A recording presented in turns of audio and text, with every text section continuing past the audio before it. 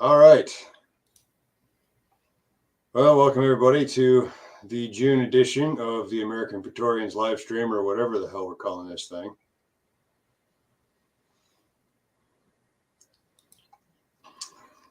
So tonight, since Option Zulu came out last month, wrapping up the Maelstrom Rising series, and I'm still hip deep in Mark and Reprisal, figured we'd just talk about some topical stuff like war, because it's always topical. War is kind of what we do around here. Well, there's always one going on. I mean, there's always more than one going on. But that's what I'm saying. You can always count on at least one.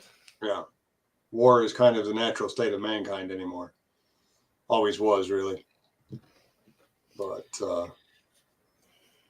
hopefully at some point, James Rosone will be joining us tonight. He's the author of the Red Storm series, an earlier World War III series, and now the Monroe Doctrine series. And he is a former Intel guy and contractor who has been getting into the author business since then. Some of you probably don't need me to introduce him because the dude is a bit of a powerhouse. Unfortunately, Mike had some stuff come up, so he is not going to be joining us tonight. Don't you hate it when actual work happens? Yeah. I think this is just a cover in order to go, like, get his wife out of the thralls of Hoster. Yeah, probably. He was posting some quite heretical shit earlier. Yes. Mike's wife started, for those who are not familiar, Mike's wife started posting snippets from The King in Yellow, which is a cosmic horror story put out by Arthur Machen in the when was The King in Yellow published? Do you remember? Was that 47? I thought it was pre-Lovecraft, but maybe I'm wrong. I don't know. I might be thinking of like a publishing date or something.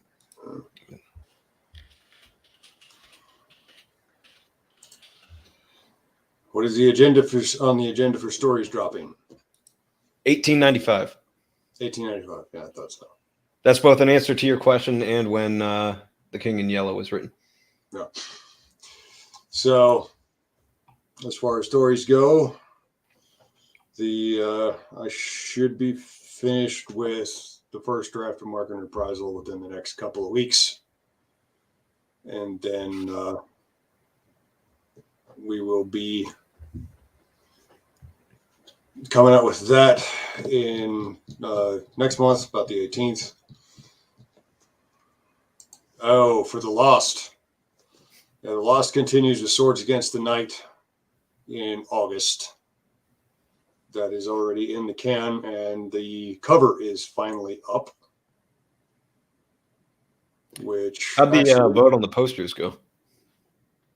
So far, we have one vote for Ice and Monsters.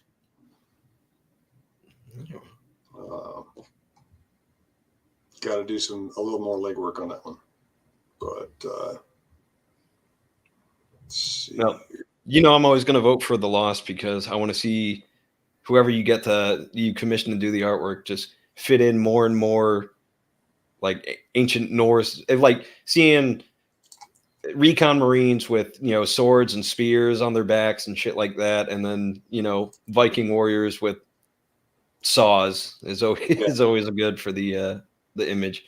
Well, for those who haven't seen it yet, since it is up on Amazon, let's see.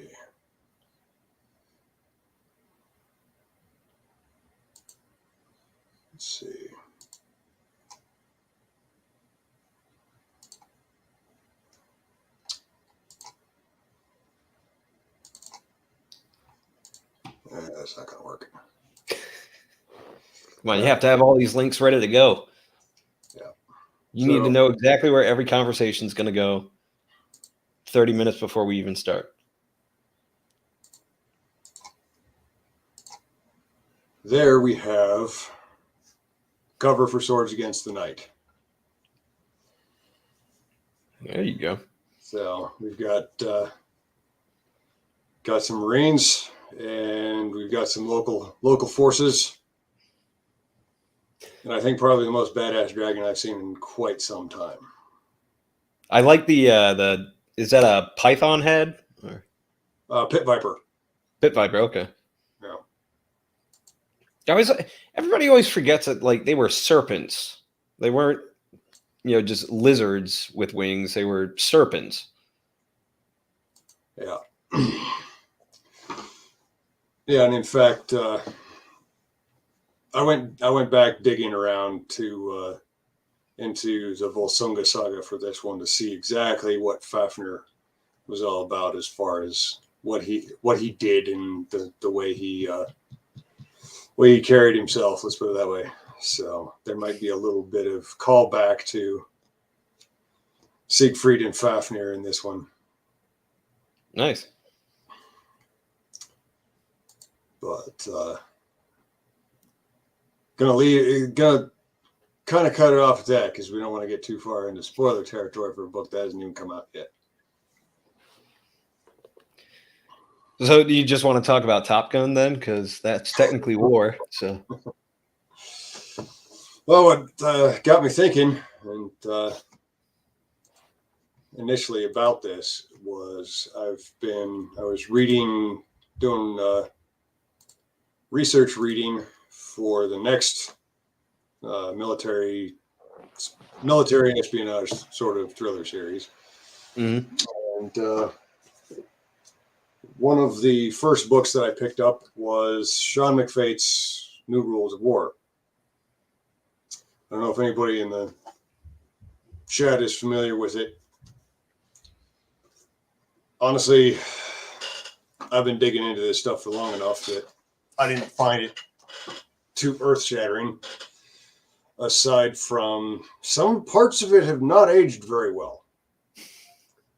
As like his insistence that conventional warfare is dead and is not coming back. Well, we've been hearing that for like 20 years, haven't we? Yeah, and needless to say, this came out before Ukraine kicked off. Right. And that just got me kind of thinking in terms of there's sort of an intersection of pundits and thriller authors trying to predict the future of war. Well, because nobody wants to look stupid when it turns out completely different. That's why. Yeah. The thriller authors are at a bit of an advantage there, because you can say, hey, it's fiction, whatever. Yeah, right. Is it a good story? The pundits a little, yeah, you kind of slapped your name on this. This is absolutely going to happen, and it didn't, because predictions are tricky things. But thriller authors tend to, there's a big overlap with them and pundits. Like they like to go on the news shows and be presented as an expert. And it's like, oh, he's written 12 books on the matter. Well, the matter is just warfare. They never say it's nonfiction. So yeah. In fact, my what foray I did into the traditional publishing nonfiction route kind of soured me on that whole thing. It definitely came out that what they wanted was action adventure novels with nonfiction on the spine. Right. You just have citations after each. And preferably a trident on the cover too at that point. Which, yeah, I'm not obliging you there. Isn't that just because Dick Marchenko wrote a series of books that he said, yeah, these are like vaguely based off of my stories, and just like, dude, this is like borderline science fiction superhero shit. Ludicrous as time went on.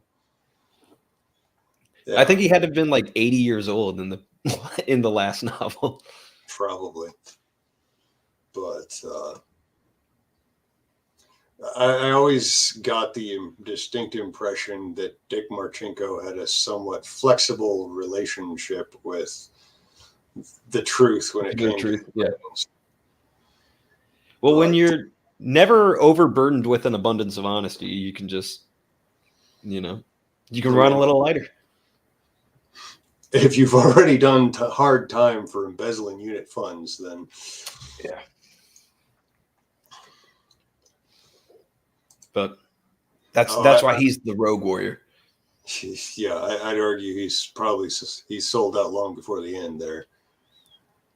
Well, he definitely had a lasting impression on the SEALs then. Yeah, it's arguable that some of the excesses that have come out of that community can be traced back to him. But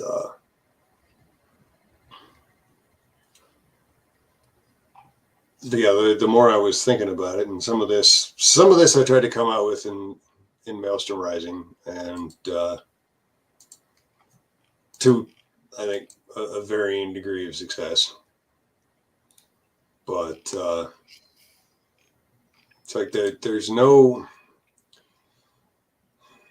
like when we were in, there was always trying to be nice. There was always this insistence on the definition of war was state versus state, and anything else was terrorism or something else, something other than war. But if you really start to get into the history of things, not ever been the way it's worked. Well, that, and whenever they say it's either state versus state or terrorism, why or? Because half the time most of the time it's a state just sponsoring a terrorist organization so that they can have deniability, and it's all proxy wars after that. Oh. Which that's not like some profound revelation either. That's been known since the terrorism boom in the 70s. Yeah. Everybody knew the Soviets were bankrolling them and training them in the Bekaa Valley. Yeah. Yeah. Shit, that was like half the plot of Rainbow Six. Yes, I do occasionally attempt to be somewhat diplomatic in these sort of public venues. Somewhat. Gage, yes, we were talking about Marchenko. And the somewhat flexible relationship with reality that more and more of his writing, perhaps all of his writing. We named Marchenko, but we were talking about SEALs. True enough. But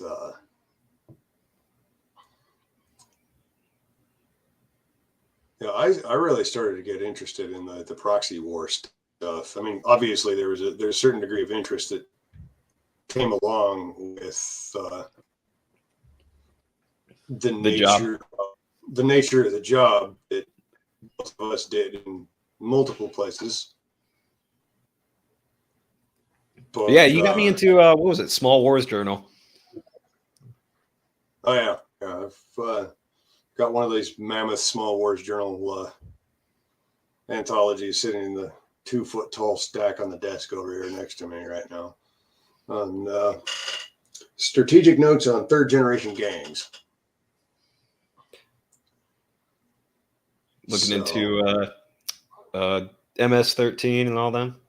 Yeah, they're definitely the Maras are going to have their hand in wherever this kind of thing is happening, and in a lot of places from the research I was doing starting 7-8 years ago when I was working on the Devil You Don't Know, MS-13's hired themselves out as mercenaries more than once. Oh yeah. And they've been doing it for a while, and then we just had that article about like the Rangers versus Crips shit that went on. Yep. That apparently got that video got copyright striked. I don't know about what, but somebody didn't like it. Yeah. I think the state versus state or terrorism thing comes from the states themselves clinging to the myth of their own monopoly on violence. Oh yeah. Oh yeah. as well as, I think, obscuring their own hand in that kind of proxy warfare that has accounted for the majority of war, particularly since the Second World War. Well, even before that, back when like you could still publicly hire mercenaries and send them in, and we're talking about like the past 3,000 years and more. A lot of times they were used so that you could just say, "Hey, it was this roving band of rabid mercenaries that were just out for some coin, or some highwaymen, or some bandits, or like this troop of brigands," and it wasn't actually us. That's the whole privateering thing. Was to give the privateers and the pirates a sense of legitimacy so that they would go and do it. But at the same time, if they got caught, you could just be like, yeah, we didn't write a letter of marque. We didn't do that stuff. So that's why a lot of the ship captains wanted to get like multiple copies, and they would stash one in a safe spot, keep one on them, and then send one to like a witness and things like that. No. Because the employer will always try to screw you over. Yeah. But it's like to think that modern day nation states are any different in terms of using deception as a tactic, or the diplomacy by deception, than like the noble houses in the feudal age or the city states. Yeah. Back before that. Yeah. So that'd be ludicrous to think that like we've evolved past that. No, we just nothing really changes. No. The tools change, the technology changes, the names change, the people don't. And that was something that I hadn't really thought that much about until I read Thucydides. Mostly at 29 Palms, actually. What else are you going to do there? Well, yeah.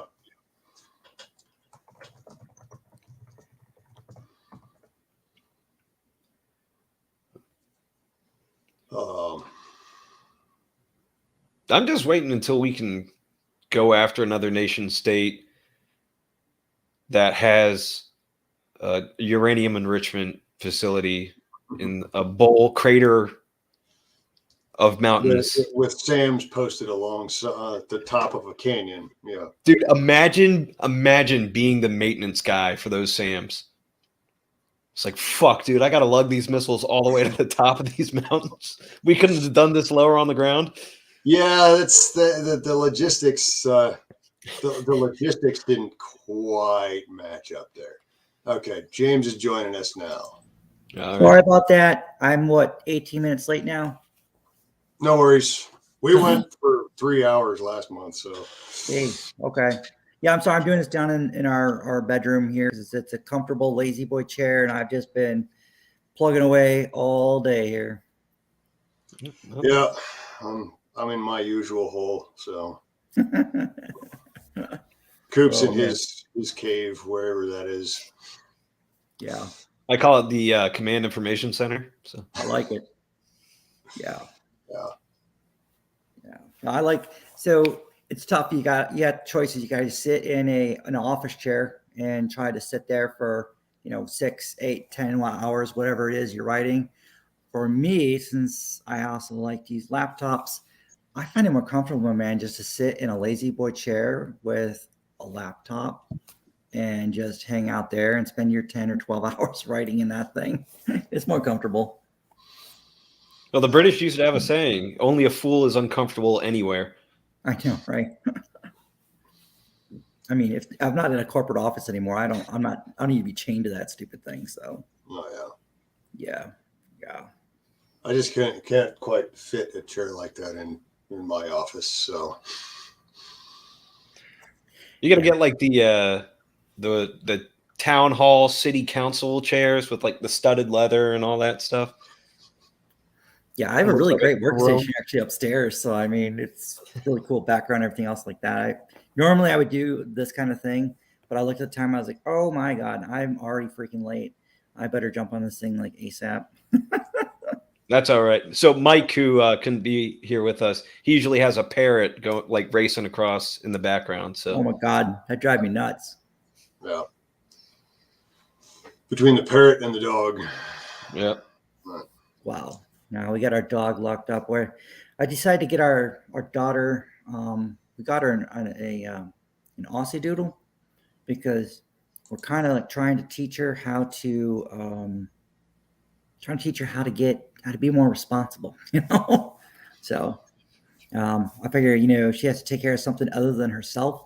Maybe that might help her with that. We'll kind of see. Yeah. Yeah, Philip, you can't see the gear bomb around here, but it's definitely a gear bomb. But yeah. The camera just means you're good at staging stuff outside of out of frame. Yeah. You guys seen this book yet? It's actually not a bad one. I was reading this the other day we went on vacation. Unfortunately, because of a few major screw-ups, I had to work through most of it, but I did manage to take a few hours off to read couple of the chapters. They're broke down into like 9 little situations or scenarios that James was talking about. So it's pretty interesting. I thought it was kind of neat. I haven't seen that one in particular. I've got one, Cocktails from Hell, which is along the similar lines, probably a little bit older. Yeah. Yeah. I worked for Admiral Stavridis for 3.5 years. Well, actually, three of the years he was there. And John Breedlove came in afterwards. So, I've met him a couple times and seen him and kind of seen how he managed and did things there. UCOM. So it was, when I see some of his books, because I know him and I kind of know his background, I usually will pick one of them up and read him over. His book on, what was it? The next one, I think it was like 2032, 2030, whatever it was, that last one he did. It was an interesting book. I think the challenge he had with it is, well, obviously his co-writer wrote probably 90% of it.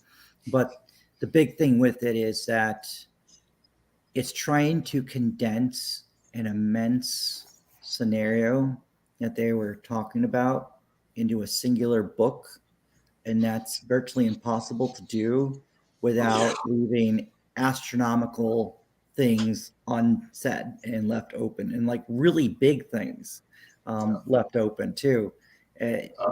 I like what he was doing with some of it, but I would have loved it better if it was broke down into like a 3-book trilogy where we actually got to see a lot more of it developed and things put into place, because there was so much left unsaid that too many holes and gaps that just left you wondering what was going on with this and that. And for me, that was kind of a detraction from it. But, whatever. I mean, it sold a freaking crap ton of copies. It's got over like 14,000 reviews on it or something. So obviously it sold a lot of books. Oh, I left a ton out with Maelstrom Rising, over 9 books. But I was also doing it from a Grunsai sort of view too. Yeah.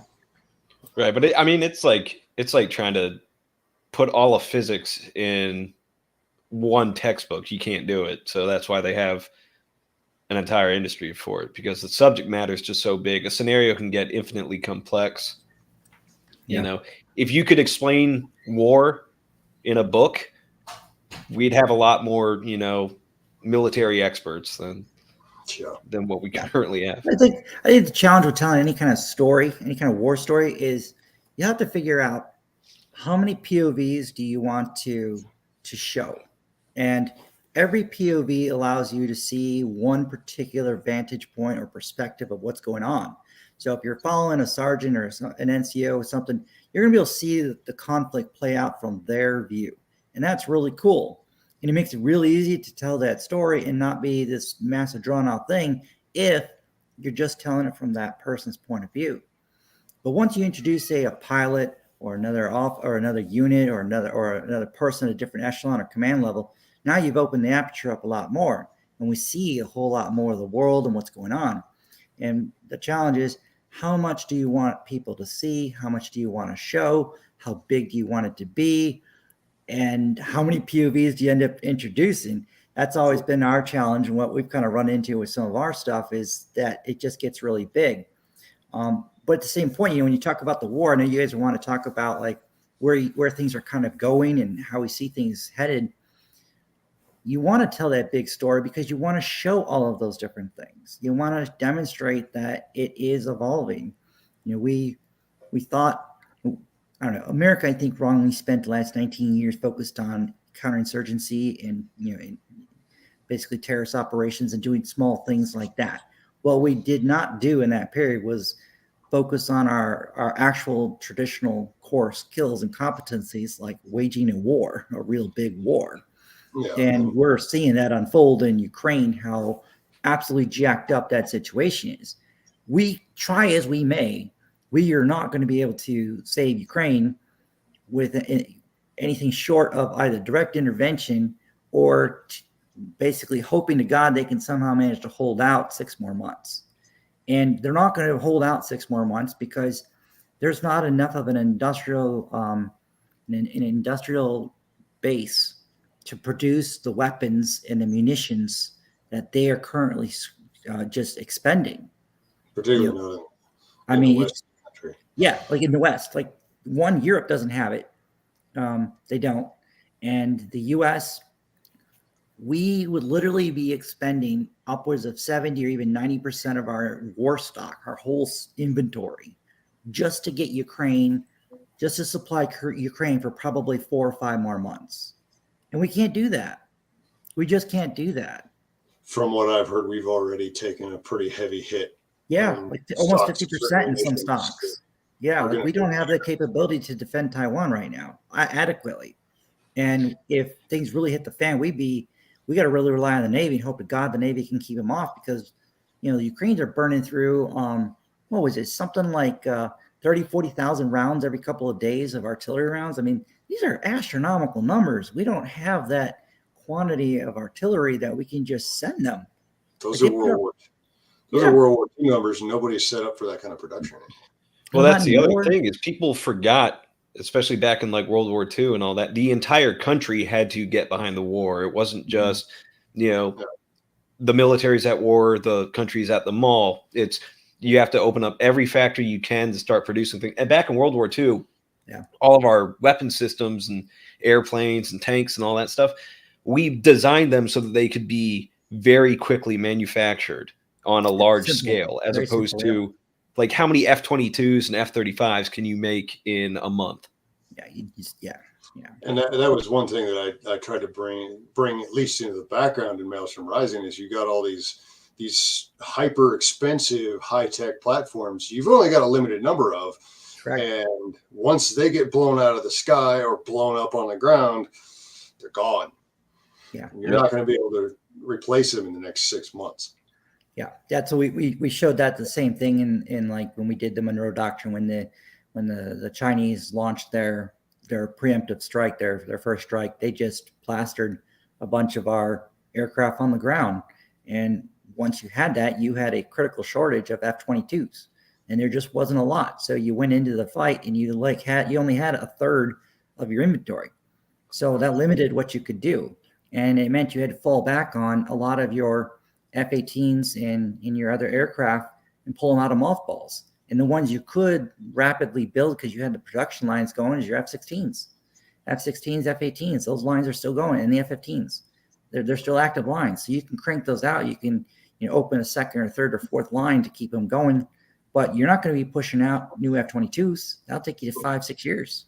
It's almost like the light fighter mafia back in the 70s and 80s had a point. Yeah.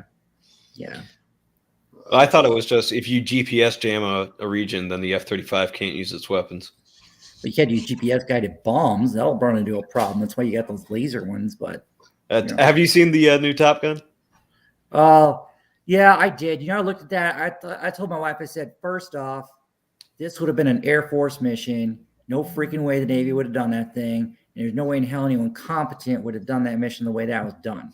Like, who is going to say, yeah, we're going to send in these cruise missiles to blow up the airfield, parts of the airfield, but we're not going to blow up any of the SAM sites all over the place. We're not going to send growlers in for electronic warfare support to jam the crap out of all that stuff. We're not going to have F-35s flying high altitude for air support to go after their 5th generation fighter, and we're going to use F-18s. Like, seriously? Well, apparently the Navy wanted too much money to rent the time on the F-35s. That's why they went with the F-18s. So I heard a different story. Is there a backseater in the F-35? No, there's not, and that's why they went with the F-18s. Is because Tom Cruise was so adamant that the cockpit scenes they're actually in the air, and you can only do that with a 2-seater. Yeah, that was cool as hell. They did that. It definitely required a great deal of willing suspension of disbelief. Yep, but as a movie, anyone who wasn't served in the military and didn't know squat about how this stuff works would be like, "Oh wow, that's how it's done." I mean, so my question was like, all right, during that climb out the other end of the bowl, when it's like, all right, after you make this climb, the SAMs will pick you up, and it's a dogfight all the way home. And it's like, what if you just go back down? Like, you already did the maneuver to get over the first ridge. Why can't you do it again? Yeah, why fly at altitude where you can get jammed up or whatever? But Plus and you're telling me that the Aegis cruisers don't have the range to fire out and engage this thing at all? Well, they spent all their cruise missiles all in one comically large salvo. As if 1 or 2 couldn't have taken an airfield that size. You didn't need all you had to do is create a runway. You could have done that with a couple cruise missiles right there. You didn't need all that. You could have used that on taking out all those SAMs, but that would have made it too easy. No. But whatever. It wasn't a bad movie. There's been worse. I love the movie. I mean, how about Red Dawn 2? Where somehow miraculously these North Koreans are no longer malnourished in 3rd world or even 4th world. They have C-17s and Humvees, and they could fly all the way over here. Because it was China up until like a week before release. There is no Red Dawn 2. There's only ever one Red Dawn. I know. That's crazy. But even if it was the Chinese don't have the logistics to pull something like that off. No, but then you also don't have a movie. Let me post this. No. So, I mean, in the first Red Dawn, it was we made an alternate history where NATO collapses and the entire Iron Curtain expands out into South America and then creates a multiple launch points into the North America through that. And they also take out half the with it. So, yep. Though even that doesn't hold up very well, seeing the way the Russian army has performed in the last 6 months. Well, yeah, the Wolverines killed all the smart dudes. So apparently, but actually, aren't the Ukrainians like tagging with graffiti like Wolverines on a lot of the? I think I've seen one the Russian wreckage. Fact, yeah. Yeah, I forgot. I'm sharing this the channel here. Let's see how many of maybe some of my guys want to jump in on this. I'm so barely right now trying to get this other book written and done. I just have kind of been in a black hole with just the writing or just social media. It could be a time sink. It's time sink, it always is. I was not exaggerating when I said I have a 2-foot stack of research reading for this next series, while trying to write another Brannigan's Black Hearts, and I've got another one of the Lost to write immediately after that. Yeah, you got to figure out which ones are going to work, which one you're going to do first, and work on those, and then whittle it down. I'll be glad. I was telling Pete earlier, he's probably one of the only authors I know who can like read and write at a prolific pace for both. Which one? Most people have to do a ton of research, and if they want to read any sort of other people's novels and things like that, it eats into their writing time. Pete apparently, has retained his ability to operate on 2 hours of sleep and just, read for the other 11 hours and write for the other 11 hours. And that's why he's able to do like a book a month. I don't write quite that quick. And I think what really does help you overall is just having a good knowledge base to rely on. And you kind of get that from just jobs and experiences you've had being a prolific reader yourself and then doing that. I don't read near as much as I used to. There's a point I used to read. I had a 3-hour commute every day to work. And so it was an hour and 45 minutes every day, basically. And when I had that kind of commute, I was reading, a book a week, sometimes 2 books a week. So there's a point where I was just stacking up tons of books, and that helped. But you also work some really cool jobs, and you develop that knowledge base of information. And that's a large part why I tend towards the small unit sort of action stuff. Yeah. Because you don't need to research nearly as much. Not as for much that. research. Yep. It's when you get to the technical stuff, it gets hard. It's the big picture stuff in the background that I got to do a ton of work on. And the research going into Option Zulu for Taiwan was grueling. Well, because half of that was on like Google Earth or whatever, right? That too. You can figure out which locations work. You can actually pick out some of the underground bunkers or underground hangars.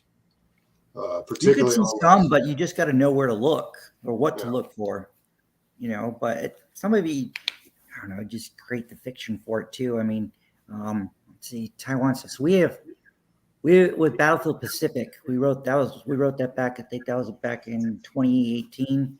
That one probably had some really good, the Taiwan, both the invasion with Battlefield Taiwan and then the Pacific where it was just going back in, and we had a lot of detail, a lot of information on that. We had some good beta readers. One of the guys who was helping me with that was he was a colonel over in the Singapore Army, and they had done some stuff over there, and he was able to give me some really good insights into how this would work, from defending an amphibious assault to some of the mountain actions that would likely take place. Because their plan is they'll contest it at the coast as much as they can, but their real strategy is to fall back into the mountains and just bomb the hell out of them with artillery from the mountains and make them come up there. That's just going to suck. They've got the highest mountains in East Asia. Yep. And Their biggest problem they're going to run into in Taiwan, though, is the fact that if they lose their portable water, if those reservoirs get nailed, they're screwed. They've got too many people to rely on the natural springs and water they have. They lose those things, are done. It'll be over in a couple of weeks because they'll have no water. Well, really, probably their best hope is to sink as many of the Chinese ships on the way in with mines and anti-ship missiles and bleed them so much that any invasion force is no longer really viable. Yeah. But once they get a toehold and they start they get enough coming in and start to expand it out, it won't be long, because the challenge you have to ask is how many civilians are you willing to kill or sacrifice to win? And as a leader, are you willing to sacrifice half your population to win? Or are you going to say, okay, we've taken, tens of thousands have died, or a couple 100,000 have died. It's time to capitulate and save what you can. And that's the catch-22 question. That's what Ukraine's going to have to figure out. They're screwed right now. They poked the bear. They got themselves in a bit of a situation now, and there's not much they can do to get out. No, and there are signs from some of the intel that at least has made it into the open source arena that the Chinese have plans for using weapons of mass destruction on Taiwan and blaming it on the Taiwanese. I wonder, what specifically they would use, though. And what do they their whole classification for WMD? I kind of have a problem with this, because what the world and us and Britain, all these things, they're classifying WMDs. A lot of things they're saying that are WMD are not WMD. Like, they're saying things that are tools we use regularly. They're calling white phosphorus a WMD. Well, dude, we use that stuff all over in Iraq, just prolific hitting that stuff. It's wonderful for smoking out insurgents in a densely urban population, dense urban area. It's great. And contrary to some people's opinion, it is not against the Geneva Convention to use white phosphorus either. No, it's not a WMD. It's not a WMD. But this is specifically hinting at chemical weapons, radiological. Well, why? What would be the point, though? Well, the question to bitch about the war. No, but I mean, part of it is just coming down to what's the point? I mean, would it be necessary? Like, would it aid the victory or would it deter the victory? if the party is desperate enough to assert their power, I can see it happening. But If is it going it to give them a becomes more a tactical matter advantage, of, though? I mean, that's what it comes down to. I mean, you could drop a nuke in the Straits and accomplish the same as you would get from dropping one on one of their air bases. The question is, what's the tactical advantage going to give you? You don't want to irradiate the land you want to go and take. You need the industrial capacity, the industrial centers is what they're after. They want all those semiconductors and all the factories and stuff like that. So you nuke that, what's the point? The island's done. You don't need it anymore. So do you think that's a deterrent of them trying something similar to like Assassin's Mace, where they sneak things in through commercial transport and then take out the ports in a synchronized assault? I think that would be a better bet if you wanted to go and get it, would be to have commercial ships come in, like roll-on, roll-off ships or car carriers, things of those natures. Figure out if they're not coming in from like China to Taiwan on a regular basis, find out what countries they are going with, then come up with a duplicate one and, move in an initial force to go do that. And then once you decide you're going to go in and do that, though, you got to have all your ducks in a row. So you're going to have to hit them hard. Ballistic missiles, got to take out the airfields and get that done first. Then you got to send in your airborne forces and your heliborne forces to grab quick spots before they can deploy from the garrison and get all their other air defenses and everything else up and running and going. Those first 2-3 hours are going to be absolutely pivotal. and the other thing is that the Taiwanese know that all that material is going to have to move toward the coast, and they're watching for it. Yep, exactly. So you got to come up with some good diversion or something along those lines to do that. If you're going to do like a chemical or biological, then you'd want to use chemical or biological. I don't think you'd want to use nuclear unless you're going to. You don't really want to destroy the infrastructure, though. It's the thing. You want something that's going to paralyze and take out the soldiers. But the challenge is when you use like a biological, that stuff will just spread. You don't know what'll happen once it's out. You could end up wiping out the whole population. Then what do you get? And you can't even go on the island. Use chemical.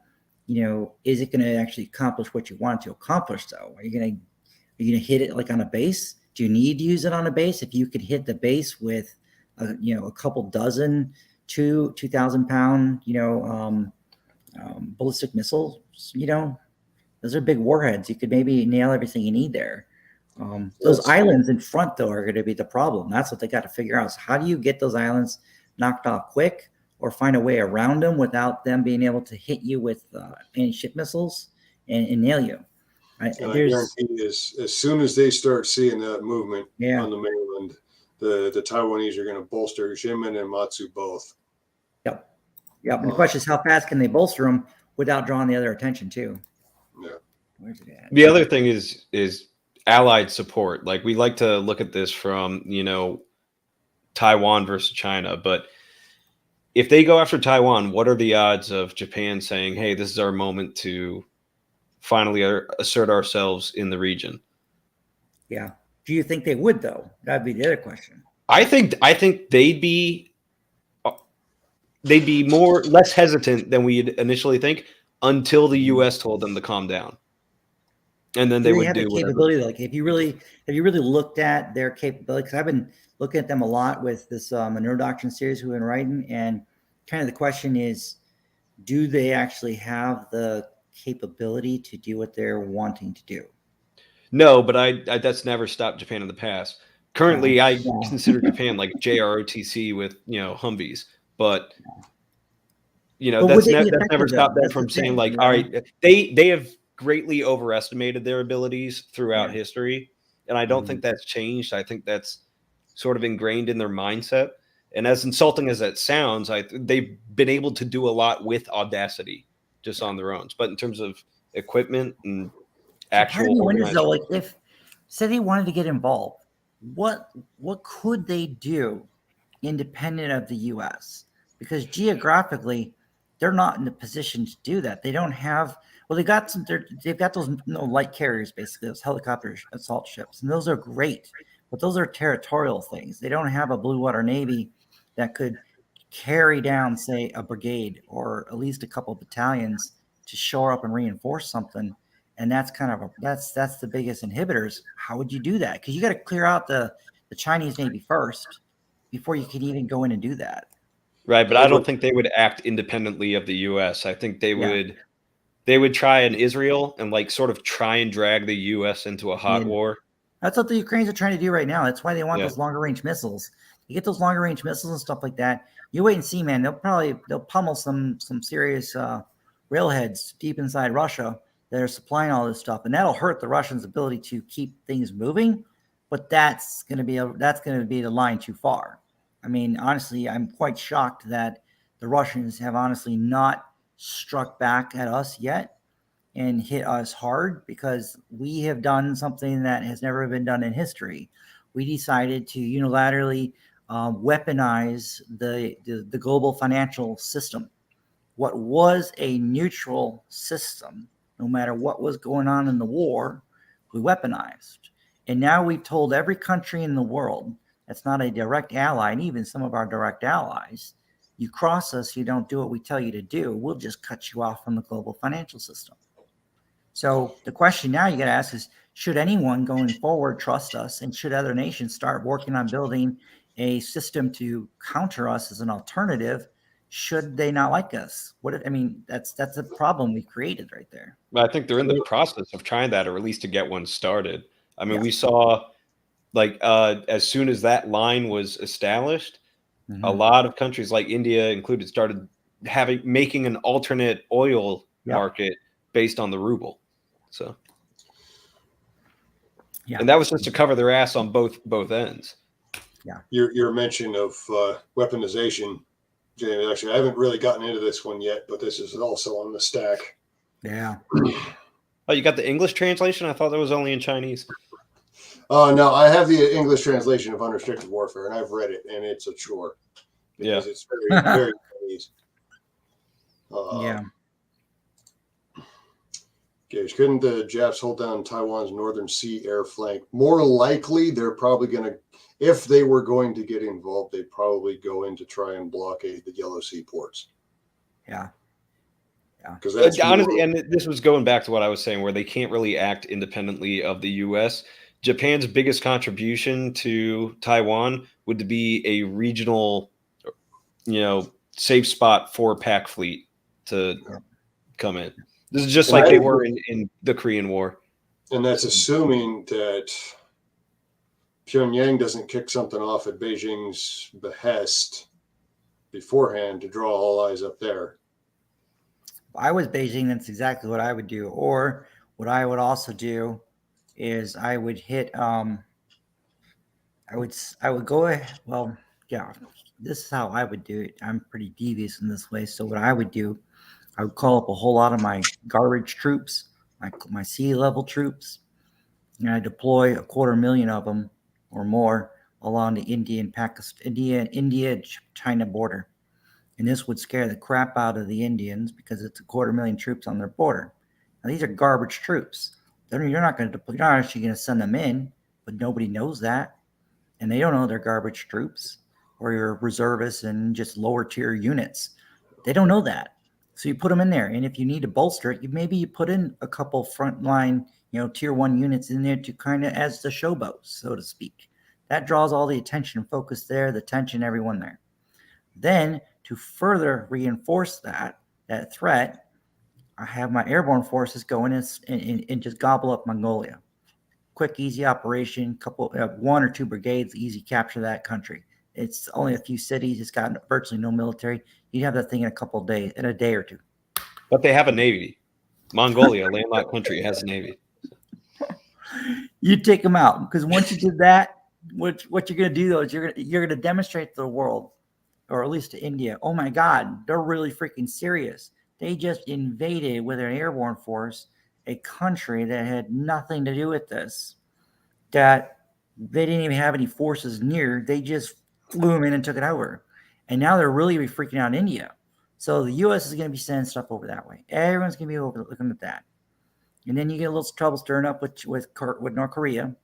and then that puts the Japanese on a little bit of a position right there, and then boom, Taiwan's wide open. For option Zulu, I used Korea. So Yeah, either way would be fine. We're using and the other. We're going the other way. That other path I wrote out. That's how our path's going to go Alcalon next summer.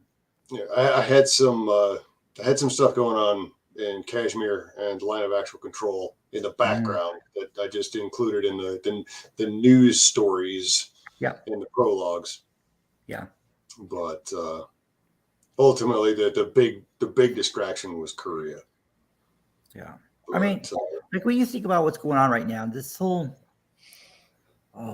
So I think we've got a little bit of time with Taiwan. I could be completely wrong, but I think like right now there's a little bit of time going on. So the Chinese have been working on these type of 075 landing helicopter ships. What do they call them? The Yushin class landing helicopter assault ships. So these are big ships. They're almost like mini carriers in a way. They're kind of like an America class ship. If you can carry 30 helicopters, to people to bring troops ashore. They've got three of them. Three of them are completed. One's still in sea trial. 2 are active. They've got 6 more in construction though, and they're building up that capability. When they get a few more of those things built out, they're actually going to have a legit transport capability to get that assault onto Taiwan that you're talking about. Those are the ships you're going to need to make that actually work. Get the beachhead and make it work. Because those other ships they have to ferry everything across there, those are not going to be the best for a first wave assault. They'll do it. They won't do it well. You'll probably lose most of them, but they would be great for a second or third wave assault and a steady stream to keep them coming. And the Taiwanese have been steadily rendering a lot of the potential landing beaches generally unviable with obstacles and mines for a long time. Not to mention they've been digging into that country, that island for 70 years. Yeah. What'll really be helpful though is if we see over the next 6 months them transition their current military structure the way they have it, because their conscripts are 3-month, 6-month conscripts. I mean, that's not even enough time to go through basic training before you're done. And they need to actually get serious about that. I mean, you shouldn't just show up to MEPS, basically, get issued your uniform, be shown what a rifle is, fire 50 rounds, and report to your unit for 2 months and go home. I mean, that's garbage. If that's the bulk of their force they're going to be able to call up, they don't have a prayer. Yeah, it's like the set of Rust. It's just, oh, it just ain't gonna work, man. It just ain't gonna work. It's just like, how are these countries who are seeing what's happening in Ukraine still looking at this and going, yeah, I don't think I need to make any adjustments yet. I think some of the Western European countries are quietly crapping themselves. They're years away from fixing this problem, and they don't have the resolve to do it. Their entire model has been the Americans will pay for will handle our defense so we can pay off our populace to be fat, dumb, and lazy. Yep. And now they're finding out that America can't actually do that. America don't have the money to do that anymore. And after 19 years of war, there's a whole lot of Americans who are just done doing that. It's not 1950 anymore. Nope. This stuff's expensive. We're tired of bankrolling this. And I keep telling some of my friends at NATO, I still know and stuff. I'm like, dude, you guys don't understand this, man. You are 1 or 2 elections away from inside my country from there being no NATO. Like, we're done. The general populace is largely done with NATO. They're at least on the Republican side. We're 1 or 2 politicians, presidents from being elected, being done, because this proved Trump's point. This whole war proved it. And if there's not radical changes, this is done. In the meantime, we've got the expert class pushing for a global NATO now. It's like, who would it fight? There's no reason for NATO. If you wanted to keep something around like that, you get rid of that. What you do is you put in countries who actually can contribute and would be in an active alliance like that. Japan, Australia, Brazil. These are countries that could provide capability that would be involved, but they're not part of NATO. The Southeast Asian Treaty Organization already exists. But is it a military organization or is it an economic thing? It's mostly an economic thing. Exactly. Well, I mean, so is NATO if you're not America. NATO is not a military organization. It's a military organization by name only. They don't have a military. If you look at what they have, like for instance, the UK, look at their stats. They have less than 100. What do they have? They something like, was it 30 or 40 MLRS vehicles, and that's it. Like artillery tubes, we're talking under 500 artillery guns. This is not a real military. This is a defensive force that will moderately defend Great Britain, but it's not able to project force. Their current carrier doesn't have a full complement of aircraft for it right now. They haven't bought them all yet, let alone train the pilots. Is it even a proper carrier, or is it one of the No, it's a proper carrier. It's a proper carrier. It has the catapults and uses the VTOLs. I mean, it has the F-35s and whatnot, but it has catapults. But the challenge with them is, one, they don't have a full air wing because they haven't bought all the planes for it yet. Thus, they haven't trained all the pilots they'll need to actually operate it. The next challenge is they don't actually have an escort for the ships, for it to go out on a fleet. It can't go out on a fleet action without it being part of a NATO or technically a U.S. task force, because it doesn't have an escort force. Their surface fleet is so small in Britain that if they were to put together an actual surface fleet to defend the carrier, to escort it like we would do, they don't have any additional ships to cover down on the island. They just don't. You're talking about a surface fleet, of frigates and destroyers and corvettes. I want to say it's under like 20, 25 ships. This isn't enough, because none of your ship is going to be seaworthy. You got ships that are down for maintenance and repairs. You got some that come in, and then some that go out on rotation. So if you have, that's typically like a third is deployable, a third's in port and going through that, and then another quarter to a third's in maintenance. And that's kind of like the cycle that these things will maintain, or something along those lines. Our Navy's not in great shape. No, it's not either.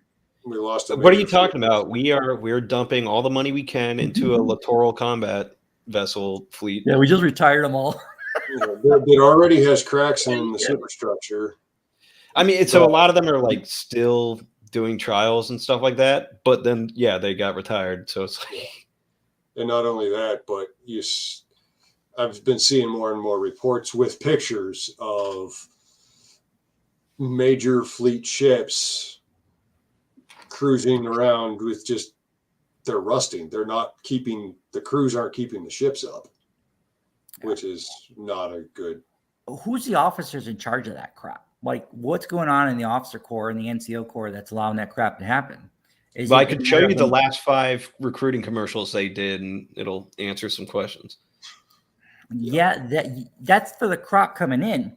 But what I'm saying is, you still have an existing NCO and officer corps that's still there, and they should be running roughshod on those snowflakes. But it's also rather obviously the rot's been setting in for a while between the collisions that have happened and some of what's come out from the investigations on those. Yeah. It's also a question of like official Navy policy or unofficial Navy policy. Can you run roughshod over the people coming in? Will that end your career right then and there? Because you stepped out of line, you did something politically incorrect. This ain't the old Navy anymore. You can't just yell at a Seaman 3. How we were seeing that in the Marine Corps 10 years ago. Yep. More than 10 years. While we were still fighting, yeah. Yeah. Yeah. It'd be interesting. I hate Amos so much. Were you Navy? Hagee wasn't that great either. Cooper, No, Navy? I was Marine Corps. Oh, you both Marines, okay. Yeah, so dude, I started Army, and then I had this epiphany when I was coming up on my 6-year mark and I finished college. I was like, I'm gonna cross over, I'm gonna be an officer in the Air Force, making a career, because Air Force got it made, right? It's perfect. Big mistake, man. I should not have crossed over.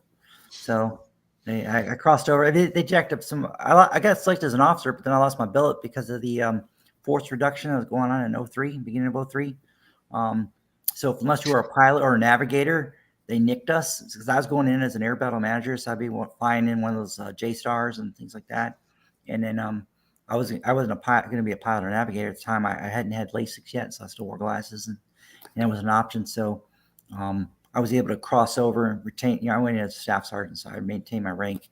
But I'll tell you, man, growing up as an NCO in the Army and going through that whole process, and then swapping over to the Air Force as an NCO, not having gone up through their ranks, that process, that was tough. That was tough because you're used to being able to be, a little more, direct with people, at least on the Army side, and you weren't able to. The Air Force wasn't used to that, and I was really used to a sergeant first class kind of running roost on a platoon and controlling that thing, or a master sergeant, and they ran that thing tight. And the first sergeant, captain just showed up and did what he was told to do, more or less, or signed the checks.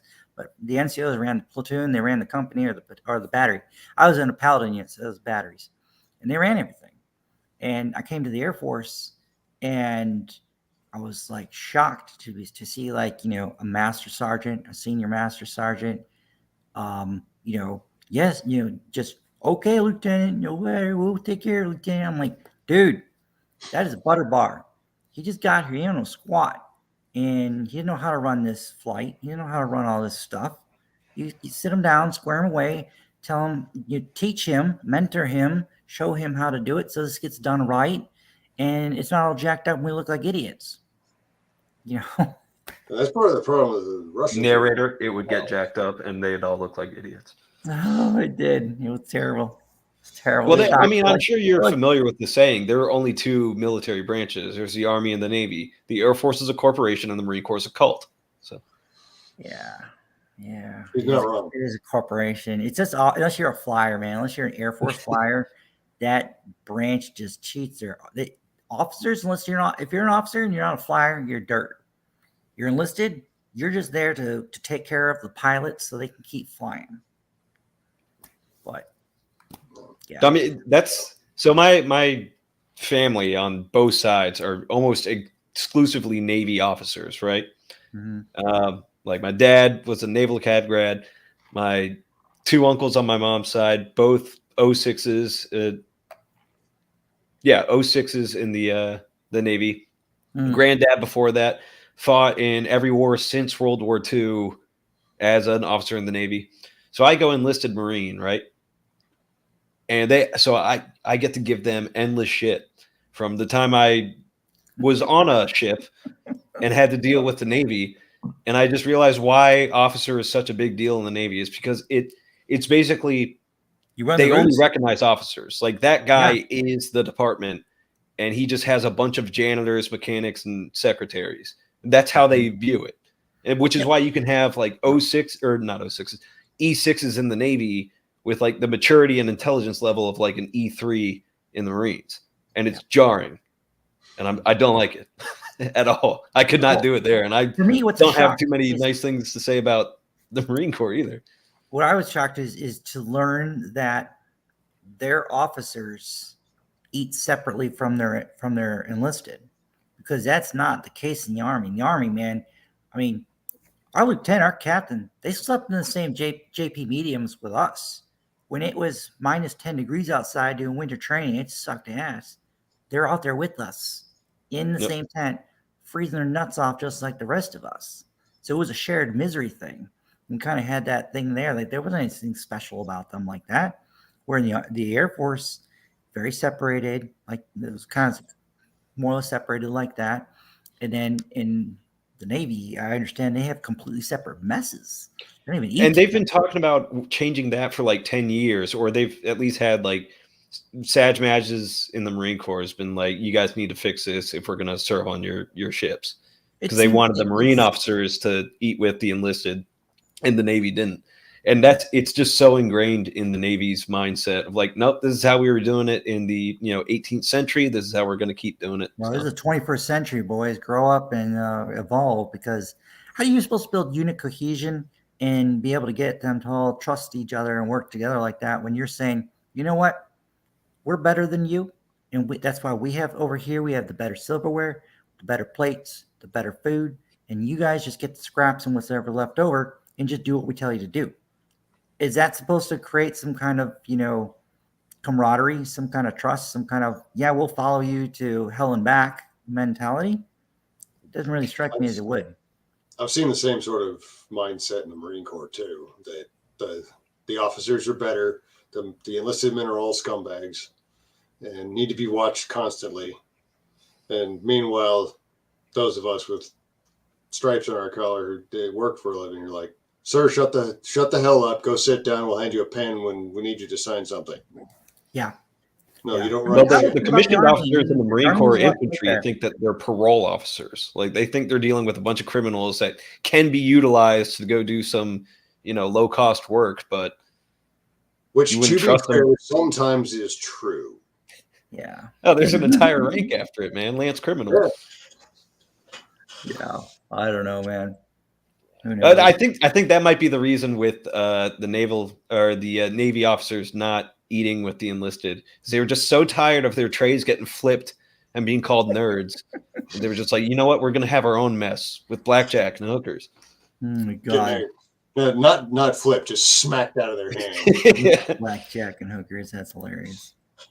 Oh my God. So how do you think this whole war is going to work out in Ukraine? I'm curious what you guys think. I mean, I have my perceptions. And mind you, I worked at U.S. European Command. I worked on the intel staff there. I was heavy involved in, deep futures and working on some of these different things. I ran the identity intelligence operation over there. So I mean, we were, thick in a lot of like the black stuff that doesn't get talked about. I knew all about that whole coup and everything else from 2014 because we were knee deep in that crap too. That is not how the mainstream media likes to talk about it. That's whatever. But what are y'all's thoughts on that?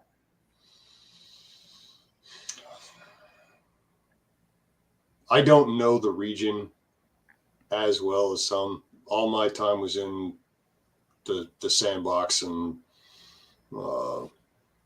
pretty much just the sandbox in one way, shape, or form. But you've studied enough military stuff at this point, and you understand logistics and the supply aspect and munitions and how all this stuff works. When you're in a sandbox, at some point you run out of ammo. You got to have like a logistics to keep it supplied, fuel, food, everything. Oh, that's what your e-tools for. Yeah. Those are the people with those 10-pound brains handle. Yeah. From what I'm seeing, the Ukrainians are running out of time, but the Russians are to some extent too. They have taken some significant equipment losses that they're not going to be able to replace anytime soon. Yeah. And apparently their new T-14 Armada hasn't even made an appearance because none of them are actually running. Maybe, dude, at this point, honestly, I don't know what to really believe anymore, because the biggest challenge we have coming out of this war right now is, well, first, if I was the president or someone up there in charge, I'll tell you, I would be demanding scalps from the intelligence community across the DIA, the CIA, NSA, and at the Pentagon like nobody's freaking business. I would be firing literally hundreds of people at this point, but, calling them out, just that what they have done is provided us the biggest intelligence failure that we've ever seen. This is probably bigger than 9/11 or the Iraq War, everything. Because think about this. They have been telling us for 10, well, probably at this point, 20 plus years that the Russian military can do X, Y, and Z. We have spent trillions of dollars designing and building weapon platforms designed to counter and defeat those capabilities. And we just saw in the first 96 hours of this war that everything they have told us has been a lie. And the question is, was it a malicious intent lie designed to push a platform to be sold and line people's pockets, or is it just pure and utter incompetence? Because that needs to be figured out. Because right now, if we go to right now, we cannot we cannot trust the intelligence assessments that we've been given about the Chinese military.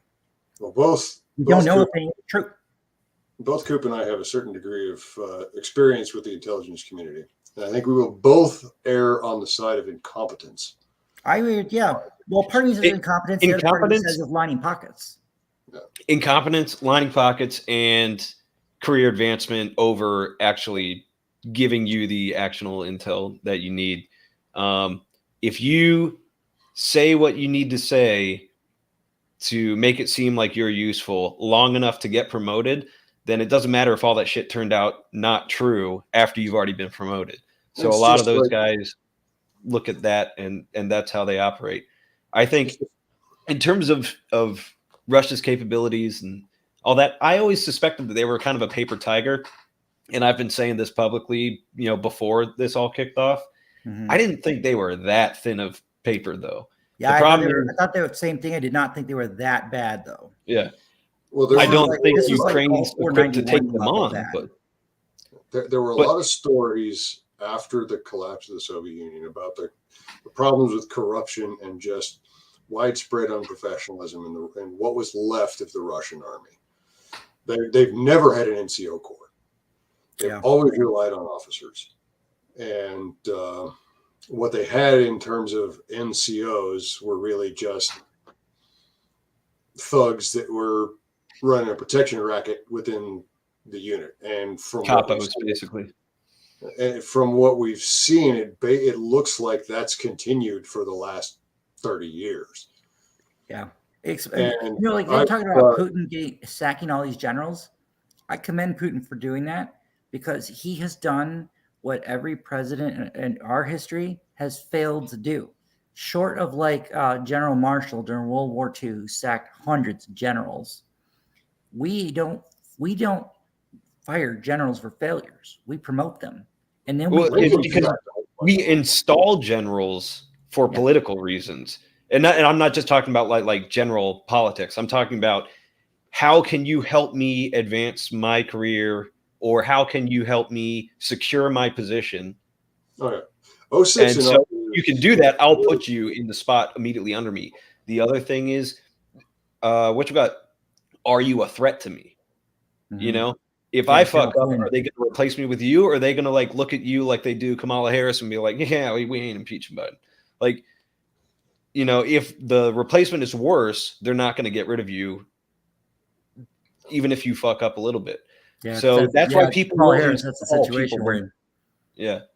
And it's been career protection, career advancement, and intra-branch politics. And a lot of that extends to, reading what the politics are like outside of the military and adjusting that so that if your job can be stripped from you by Congress or a politician, you want to get on their good side too. So you're acting in that. As far as Russia goes, and this goes to my assessment of Russia, I find it the most interesting theory. Like you, I don't know what to believe because mainstream media has been wrong about everything, even when they've completely flip-flopped. Yeah. They're wrong about, scenario A, so then they change to scenario B, and then scenario A happens when B should have happened. So, or they went from scenario A to scenario C, and then scenario B happens. Yeah. So the theory I found the most interesting was that Putin sent all his ambassadors and intelligence agents into Ukraine to start bribing the Ukrainian officials. That's how they were like, oh, we've got Donbass, we've got Crimea, everybody wants us there, blah, blah, blah. He was trying to set that up for the rest of Ukraine. And because he's Putin, and you can get fired or disappeared if you tell him something that he doesn't like. Yeah. Everybody was telling him, hey, the strategy's working. We spent all this money, bribing all these Ukrainian officials. They're in our pocket now, when really they were probably just embezzling the money. And so Putin was under the impression that, hey, this invasion is going to go off without a hitch. We're going to be seen as liberators and brothers and all that. 2 weeks into the invasion, he's like, this is not going how I expected. This is not going out any of y'all told me this was going to happen. Yeah. And that's where he realized, all these millions of rubles or dollars and all these expensives, they went somewhere, but it wasn't to what they were supposed to go to. So what the fuck happened? And that's when he starts firing people. He's like, y'all just lied to me, told me what I wanted to hear, and because you thought we were never going to actually do this, and then when we did, it turned into a catastrophe.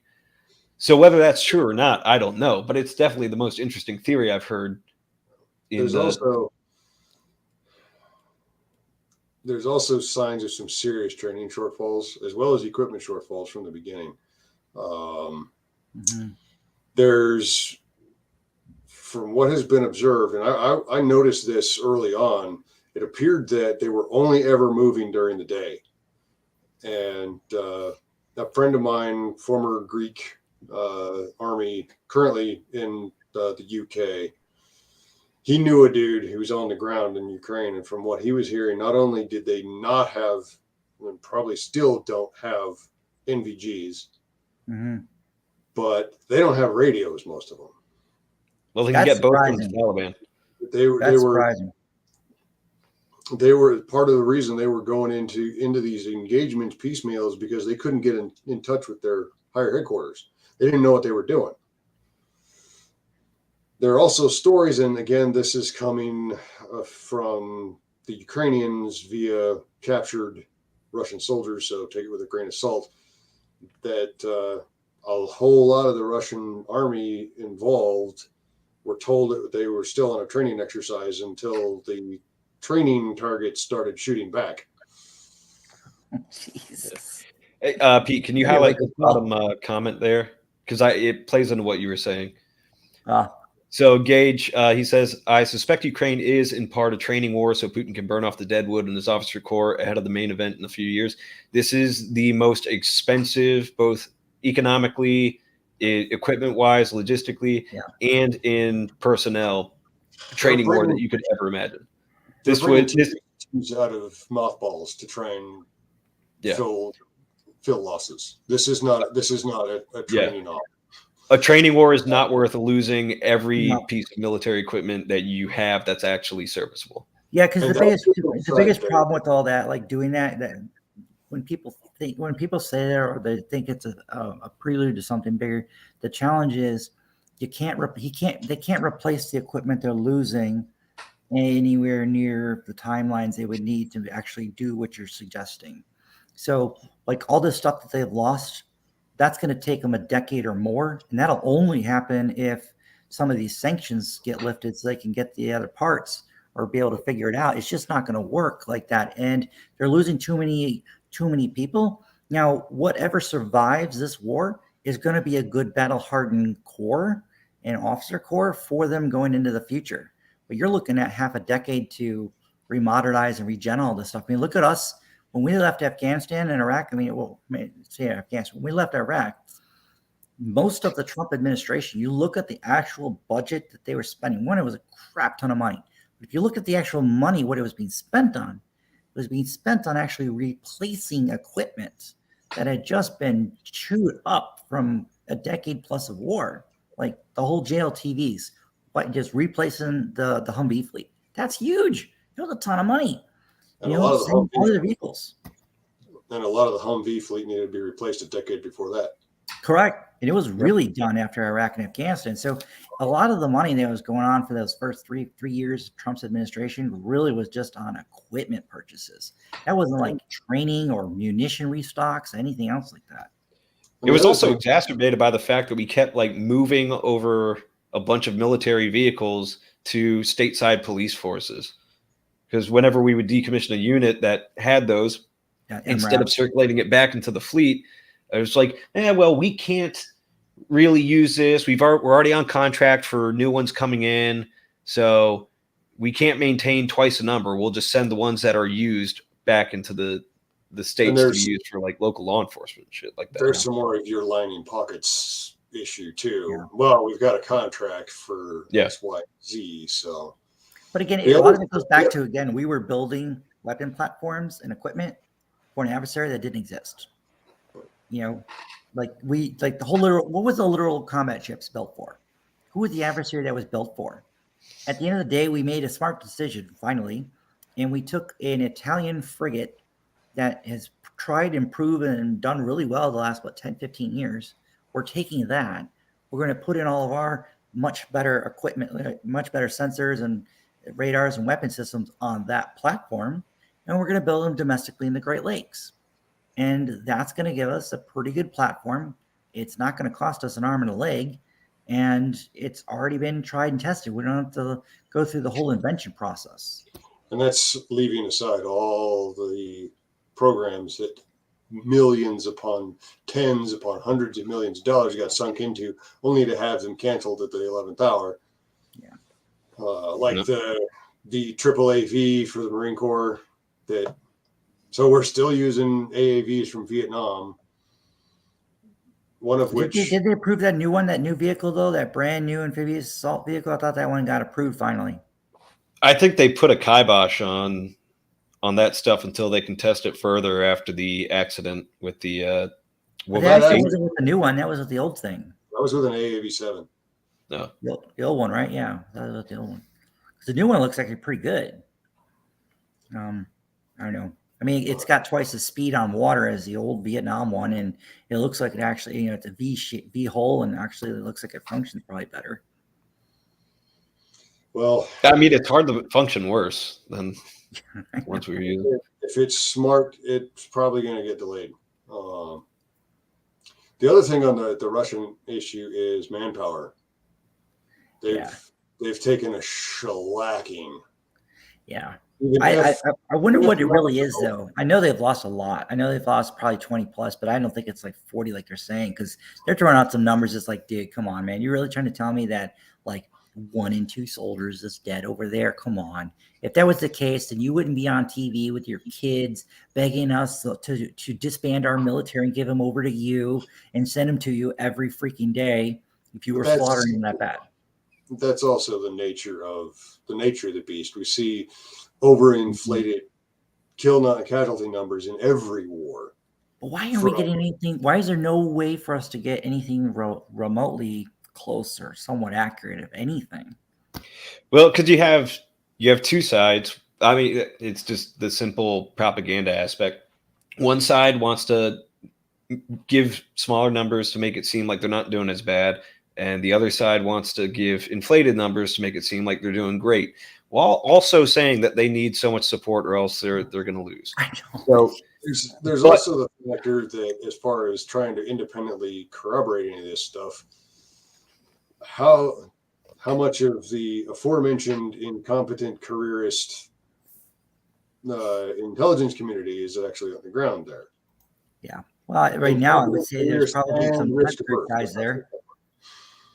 I wouldn't be surprised if 10th group is inside there right now. They're probably in there advising a lot of the units right now, like on the front, if not providing, tactical intelligence and capabilities for them. I mean, think about this one part. So we're not involved in the war.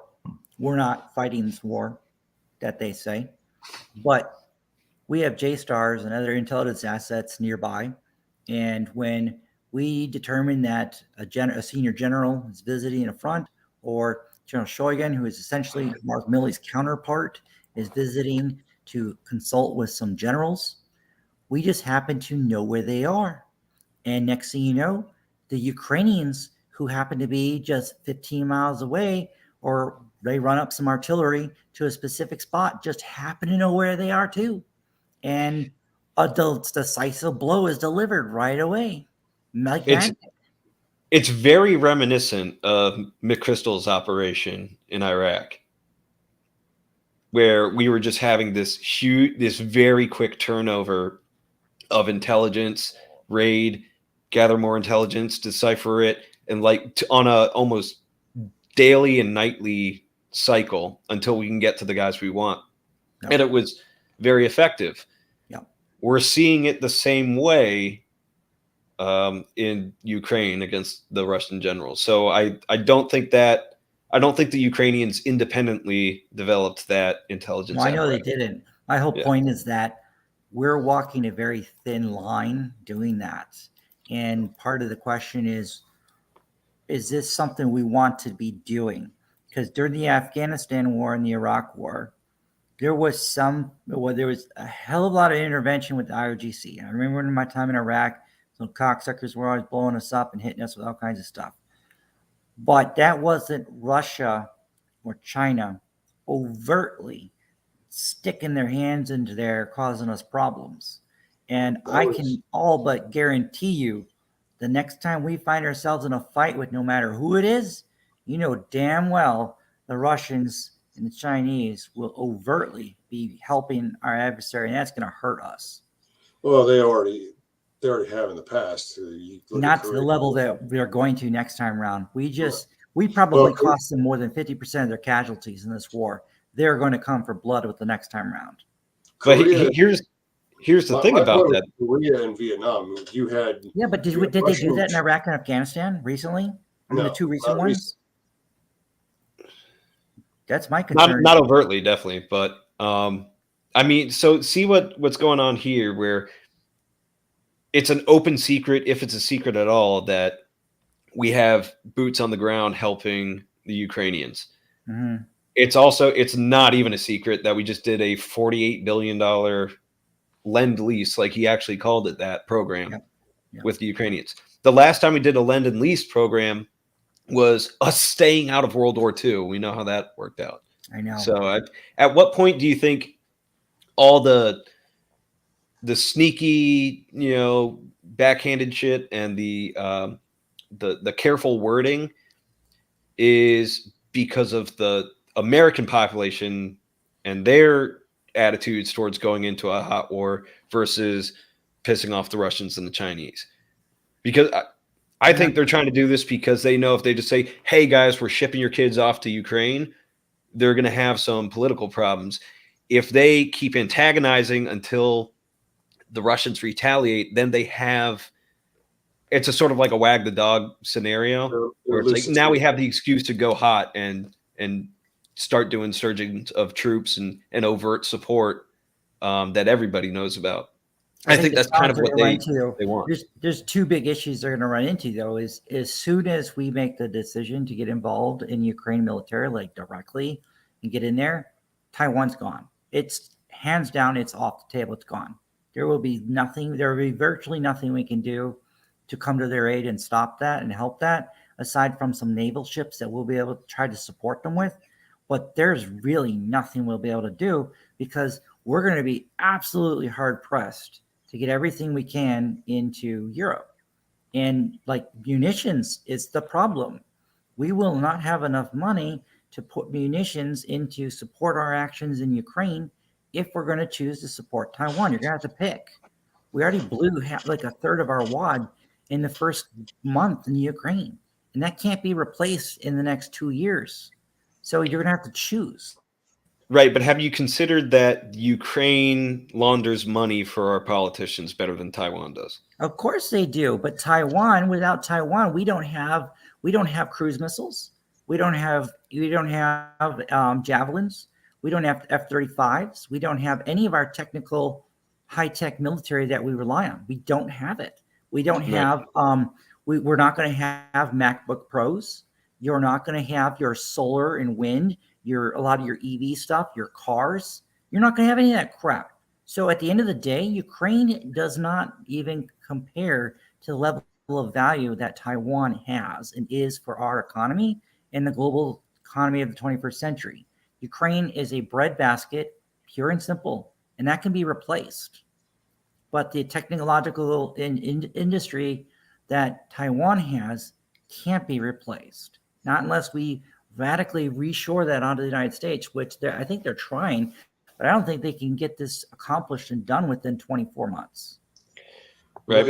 My point was, I think you're approaching this as a military commander point of view rather than a sneaky politician point of view. Sure, but sneaky politician is going to at some point have someone in the military is going to point this out to him, or someone else is going to point this out to them and say, "Look, you want to do this? Fine. Just so you're aware, we're going to fucking lose. We're going to lose. There's no way around that. There's no way around that. Do you want to lose or not?" The sneaky politicians running things right now don't seem to actually care much, as the But the people who are Case in lining point up to being take the their price on place the next gas pumps do. these days. The people who want to replace Biden know beyond a doubt they won't win or replace Biden if Biden fucks it up so bad in Ukraine and we end up losing Ukraine and Taiwan. They'll be done as a party for decades, and they know that. So they can't let him go off the deep end like that. He's probably going to be dead from old age in a couple of years. And they're going to be left holding the bag from the mess he created. They're already pissed about the mess he's created. So I think there's some people who are hopefully try to rein that in a bit. I mean, think about it, if you're a Democrat politician, you know your eye in 2024 or beyond. Are you really going to stand by and let this doddering fool destroy your party like that? I mean, with what he's doing with the oil regulations, like if he's fucking up that bad in one aspect, wouldn't surprise me if he would royally fuck up some other aspect. And I say he, but we all know he's just the mouthpiece for this.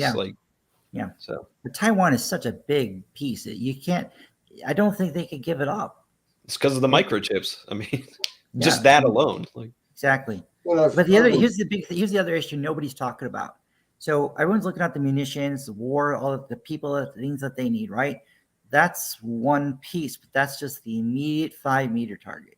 Nobody's talking about the 25-meter target that's running right down towards us is going to smash us like a Mack truck. And that's the food shortage. So the food shortage is going to hit in the summer, fall, and winter of next year. We're talking right now of anywhere from 650 million people to 1.5 billion people having no food in the coming months, 6 to 9 months now, because Ukraine 12% of world exportable wheat.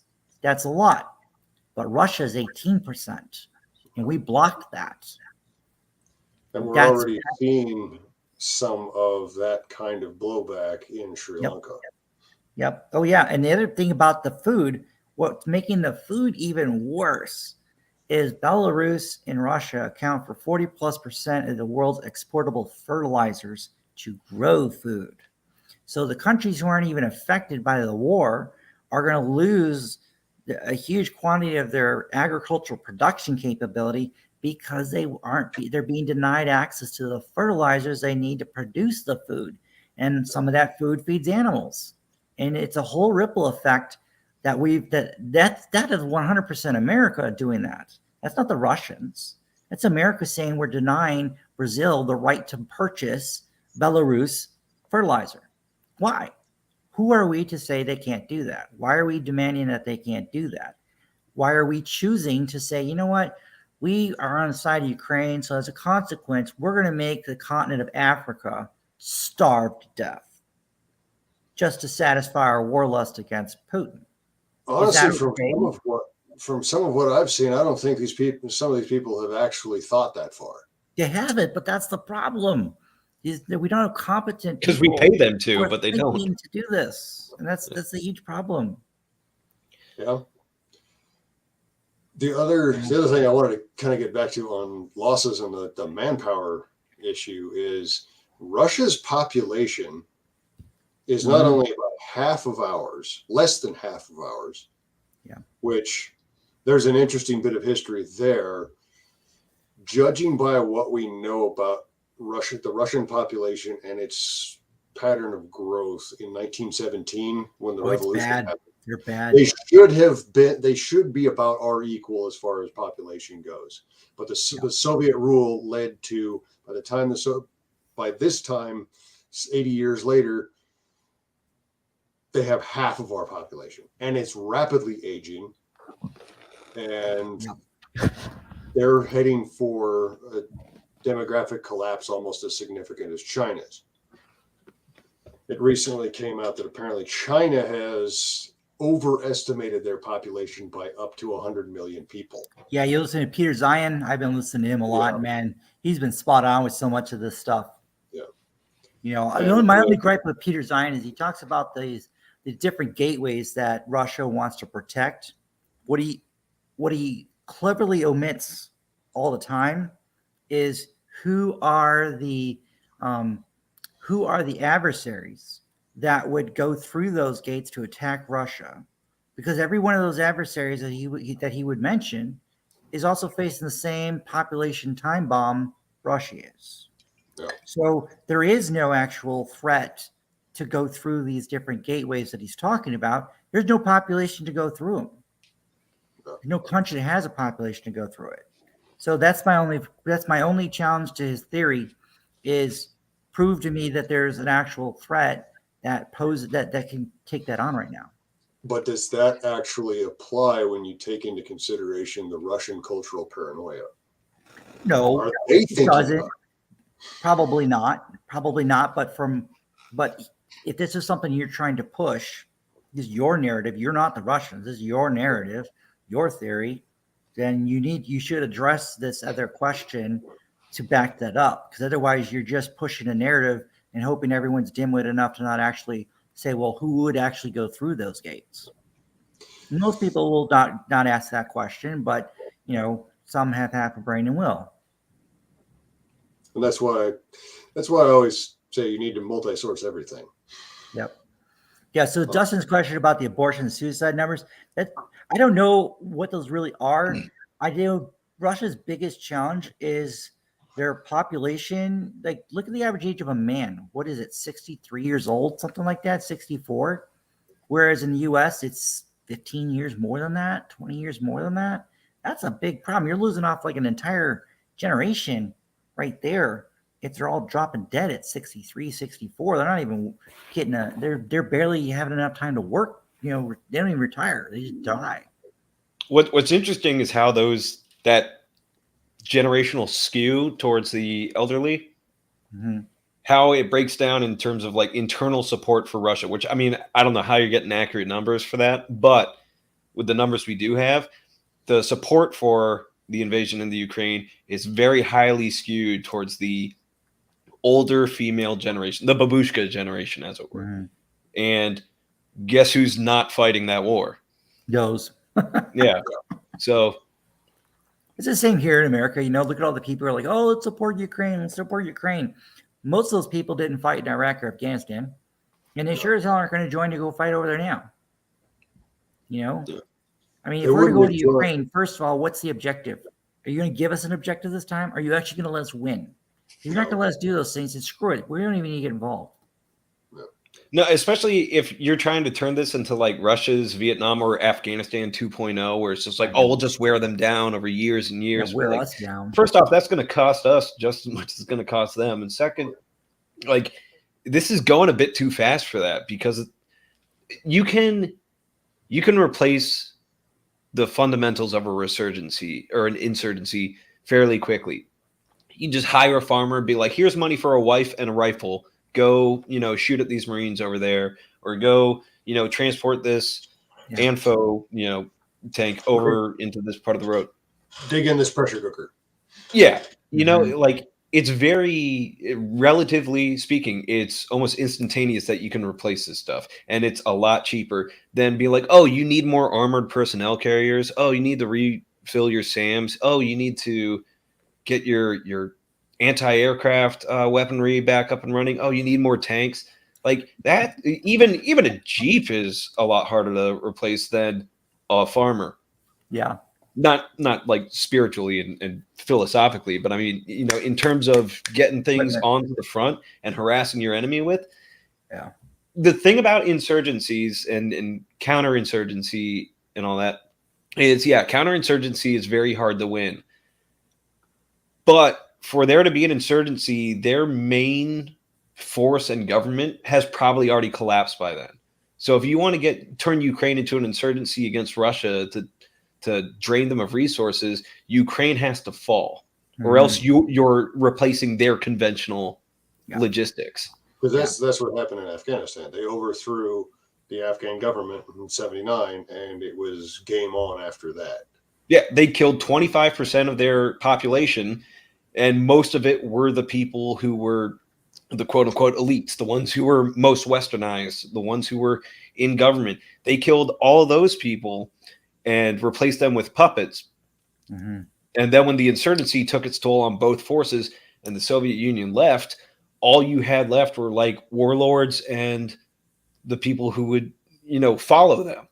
you didn't have like the remnants of a conventional force or even a government. So yeah, it's interesting to see how it happens, and like, so when this war kicked off, a lot of people made the assumption or saying that Putin was trying to, one, take over the whole country, or two, remove Zelensky.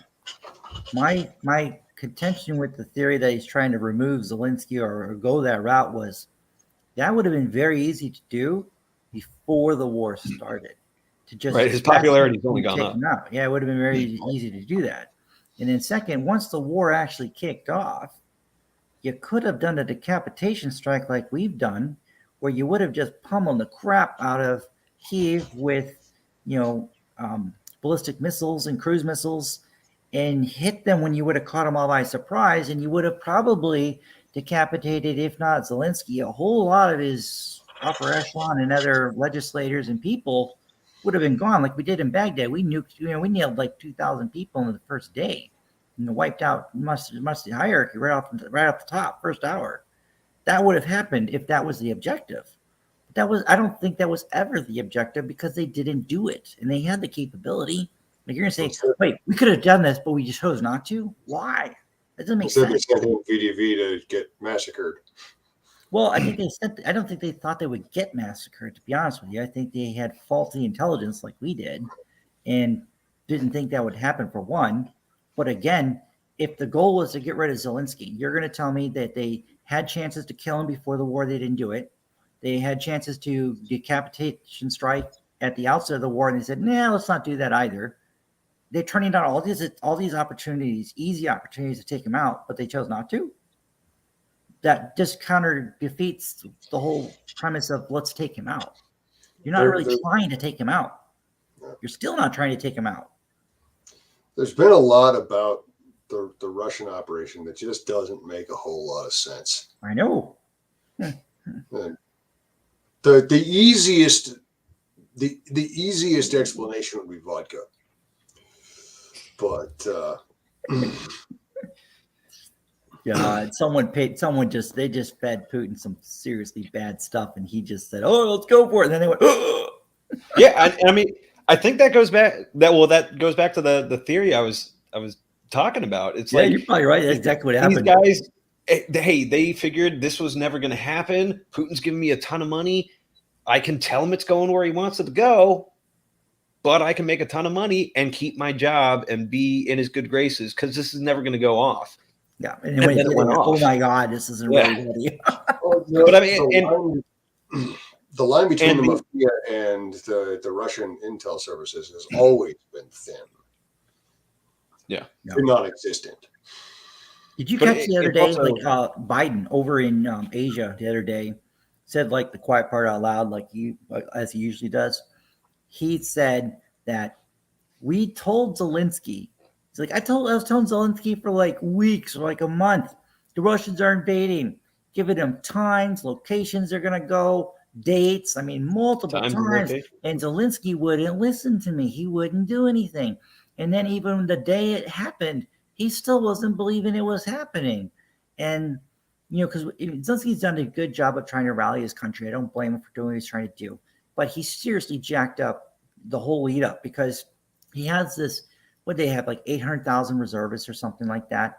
He didn't do anything to mobilize and prepare this reserve force and get them activated and ready.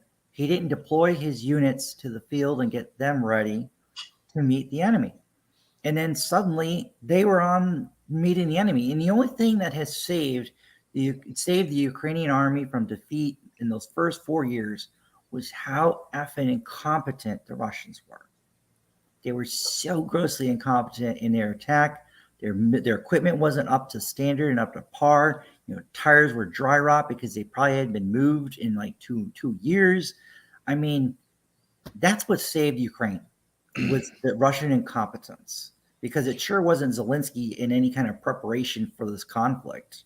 He sat on his ass until it was too late, and then he's been trying to play catch up ever since.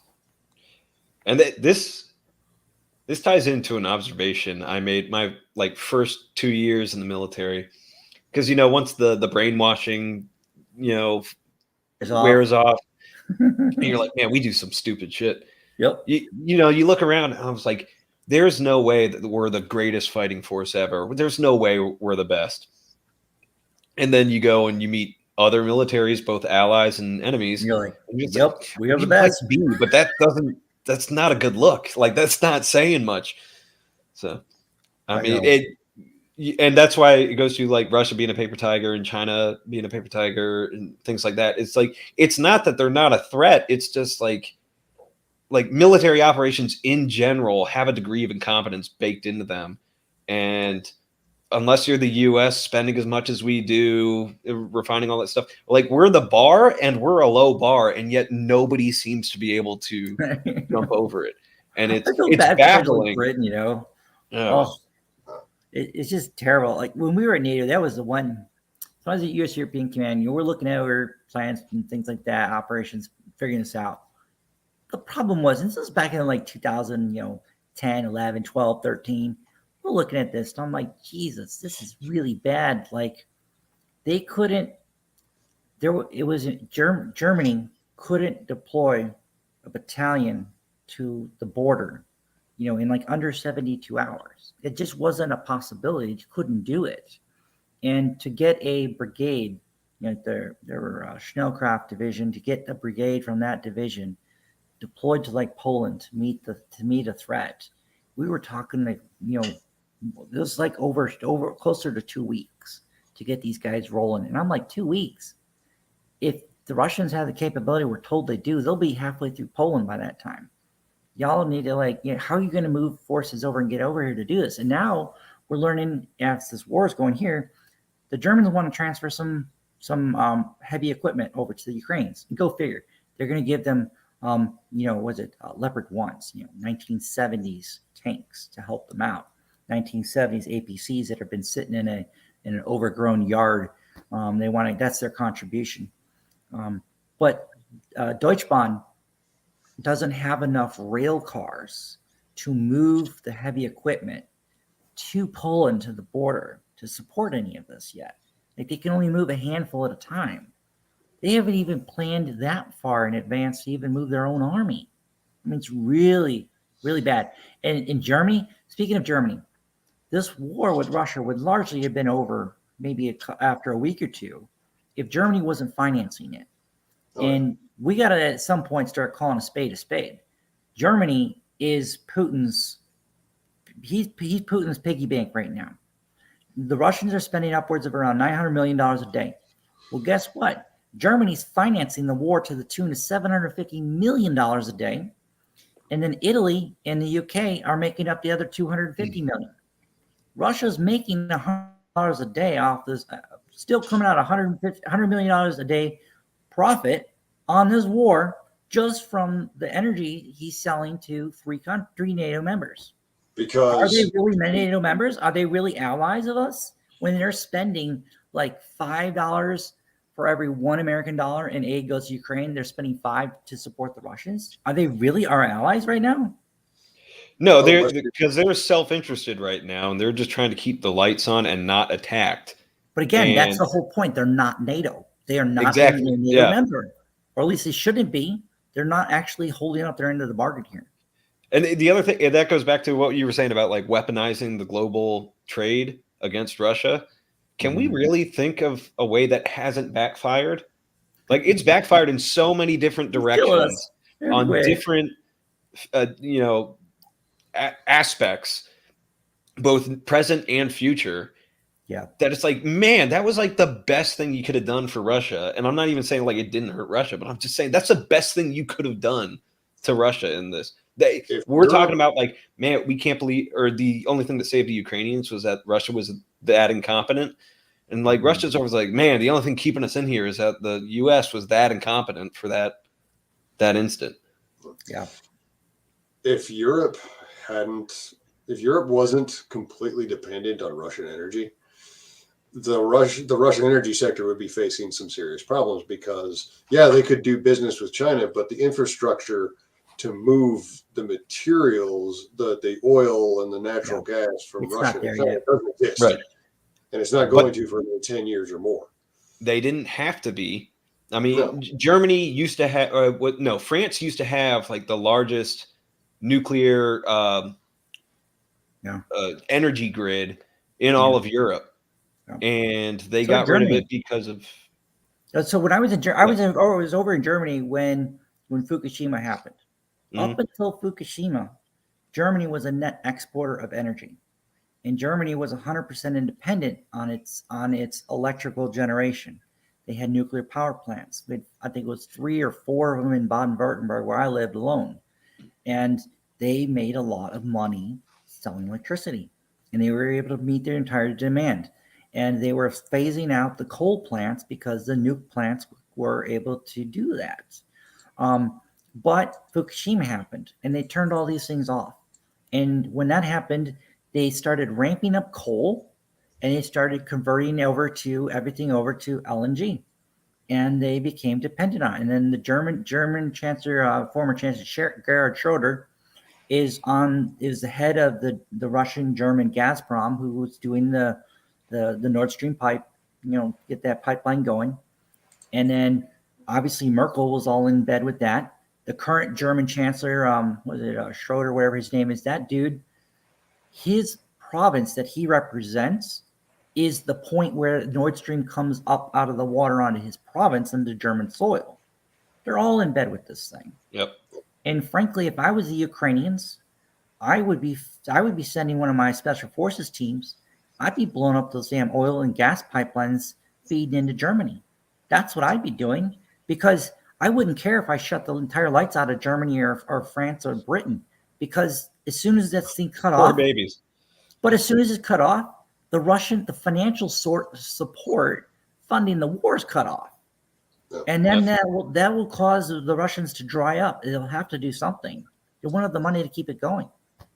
That actually brings me to another point that I've been kind of digging into. I started. Why hasn't it happened, right? Corruption is a strategic weapon. Yeah.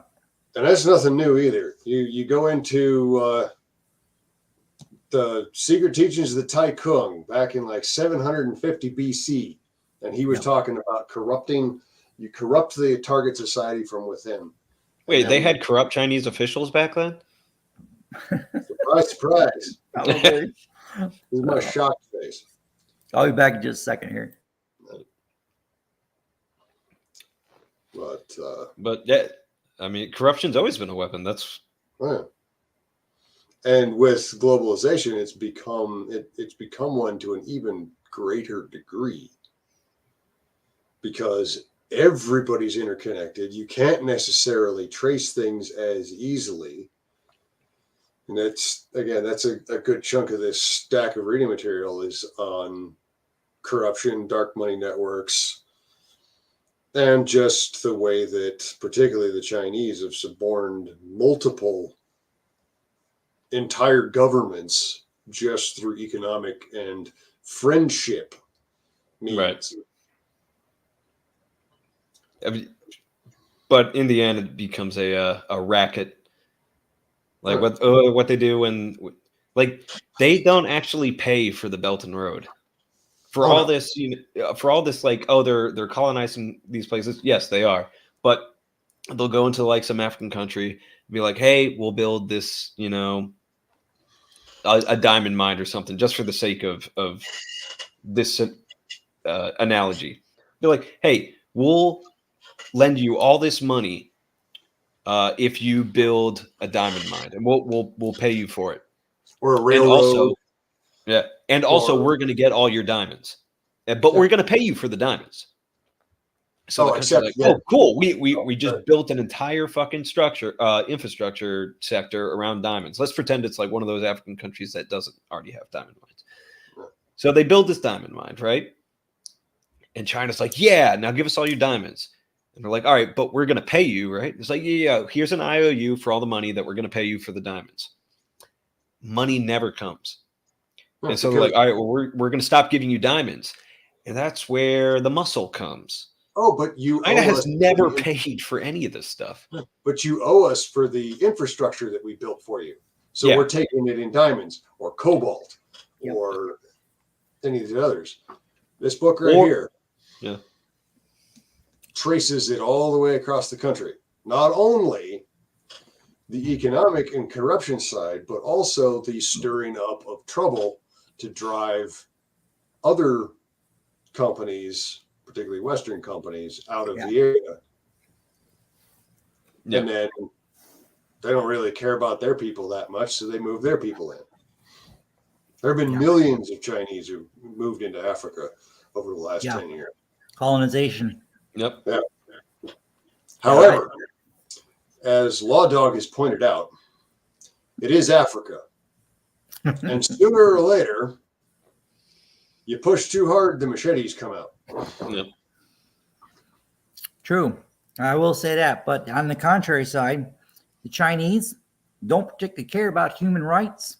And they don't seem to have a problem with just mowing down whole villages and thinking it's a sport.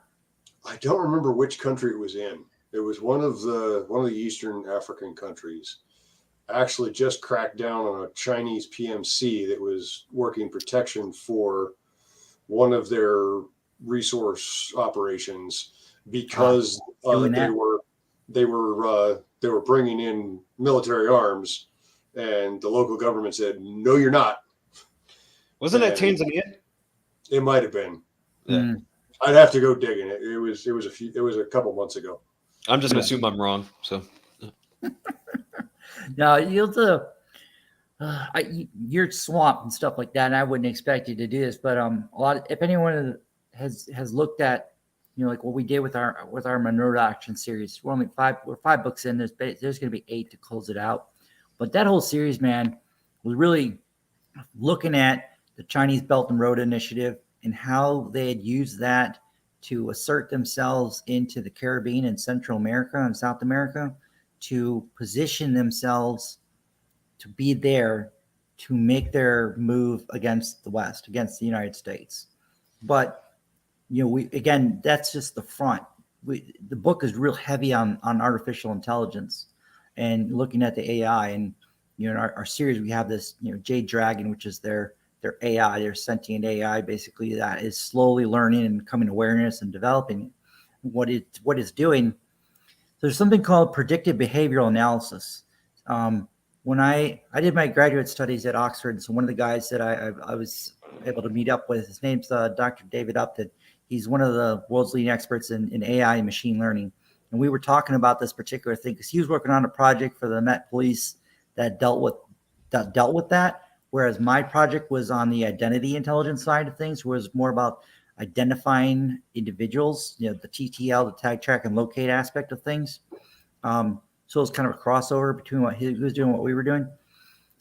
But what they're doing is teaching a machine to look at people and study behaviors.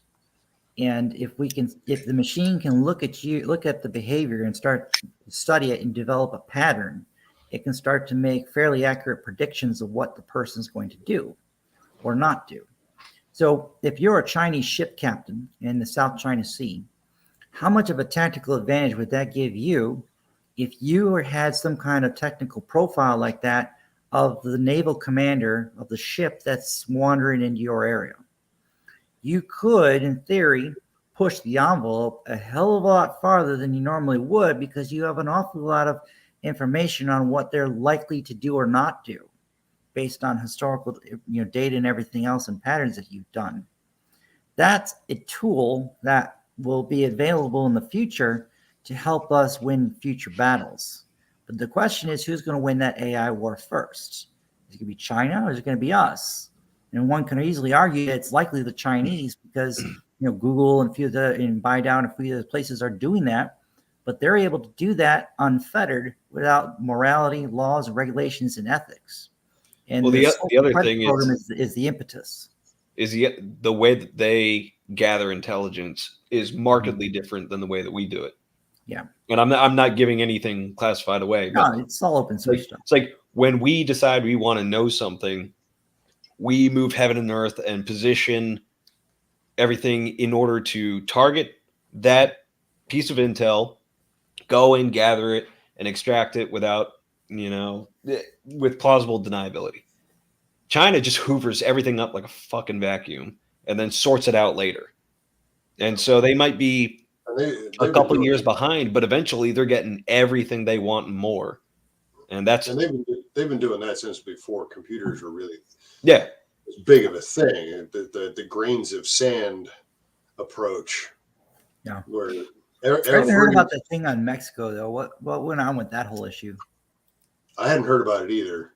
Yeah. It doesn't surprise me because um, if it was the cartels have been diversifying into natural resources for years now. Yeah. Los Zetas was making more of their money from stolen petroleum than they were from narcotics before they You know what fell they're apart. making their money on now? Human smuggling. The cartels Yeah, are making upwards of $40 billion a year smuggling people across the border. That's not even their drug enterprise. It's just human smuggling across there.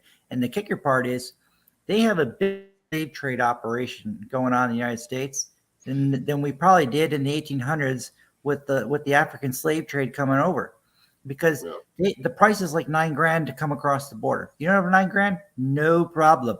You're just going to work for us when you get across the border till you work it off. And they got this whole thing figured out like that. And they have an endless supply of people to come across. I mean, if I was the cartels, I'd be renting massive like ships that can carry 3,000 and 5,000 people over a shot. And I'd be going to all these other little pissant countries, doing everything I could to fill them up. And I'd be finding a way to bring in 10, 20 million people to Mexico every freaking year. That's what I'd be doing. And then I would take them all and I'd shove them across the border, because America will just take them over. We'll take them in. We've yet to prove it, and we won't. Well, we'll give them a court date, but if they don't show up, then I mean, what are you going to do? So. And we don't really care if 1 in 5 kids or 1 in 4 kids is in our schools that speaks one of 45 different languages. That's okay. It doesn't matter. It won't hurt our kids' education or theirs.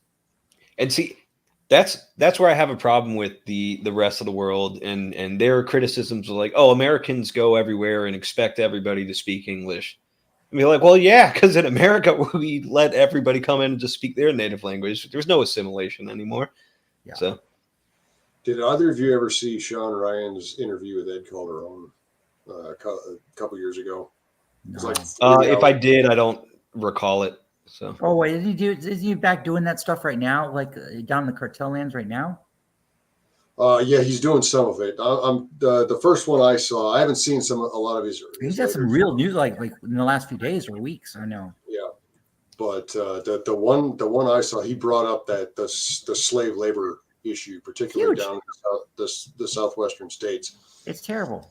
I know. We're just turning a blind eye to the fact that there are hundreds of thousands of slaves in the United States owned by the cartels, but it's okay. I don't understand this logic here. There's more and more. Here's the logic behind it, without even going into the fake voting and stuff like that. Congressional districts are reassigned by population, not by citizens. Yeah. So if you can get more and more immigrants, whether legal or not, into your district, you've expanded your power in the federal legislation. Yeah. Easily. And it's a lot easier to import people from third world countries than to convince your own constituents that you're doing a good job and staying. So. I know. I don't understand why people are supporting that, because you're undercutting your own economic ability to have a good future. Like, these are jobs that are you can't raise wages when I can go and hire dozens of people illegally who work for half of that, and nobody's going to enforce the law and say I can't. Because the people making the decisions that lead to this aren't going to feel that economic pain because their sources of income are elsewhere. Well, the best thing that's happening right now is $5 and $7 gasoline, because all of these people who voted for the Democrats and these insane green policies are having to feel the consequences of that policy, but with $5 and $7 gas. And now they're starting to feel it with food, and they're really going to feel it with food in the summer and in the fall. And you know what? I'm just like, stick it to them. This is, unfortunately, until you learn the lesson that these policies don't work. We have literally country after country as an example, a warning that they don't work. So why would we replicate what doesn't work? And the reason that you're able, well, the politicians who support this stuff are able to get just the average citizen to support it is by operating on emotion rather than being like, hey, look at the economic impact of that. Yeah, that's not going to work anymore. Now it's not going to work. Like, aren't we such great people for accepting these people, no matter what their status or where they're from? That worked up until right now. Now it's not going to work, and they know it. Right. Like, they know it's not going to work. The staggering competence of not only have you driven gas prices through the roof and then insisted that you had nothing to do with it, but then you turn around and say, if you can't afford gas, just go buy a $75,000 electric car. Yeah. Or maybe we'll all run on. Don't worry about the fact that your electricity just doubled in price to power that car. No, we're acting like we already have room temperature superconductors and every sci-fi wish list that we could hope for. Well, they somehow convince themselves that if they can that the only thing standing in the way of Star Trek is the fact that we still have oil and gas. If we just get rid of oil and gas, then somehow we'll be forced to create Star Trek overnight. Sometimes they say, you have to hit. Sometimes a drunk or an addict has to hit rock bottom in order to finally just acknowledge something isn't working and try something different. And sometimes they do that, and sometimes they just don't. We're hitting rock bottom, and now enough people are just realizing this is not working. The other thing to consider also, getting back into the warfare aspect of this, is how many of these people have ties in places like Beijing or other nations that have a vested interest in seeing the United States considerably weakened. Yeah, I know. It's my concern. Mitch McConnell is married to the daughter of a close family friend of Jiang Zemin. I know. What was Trump? Trump did. Trump. That was the drug deal Trump had to accept to get anything with McConnell done. There were some drug deals that went there, and he got screwed from day one. I know Ryan's previous and Paul Ryan. I interned for Paul Ryan in the early 2000s when I was in college, and I knew Ryan's previous. He got me some of my internships, but I don't know if they were the ones that got corrupted over time or just the people around them. But there were some bad actors that got into his administration, set him up for failure from day one, and he just took some wrong advice. Flynn was a great guy. I think Flynn tried to warn him, but they knew Flynn was the kind of guy who would have helped keep that out, and they took him out as quick as they could.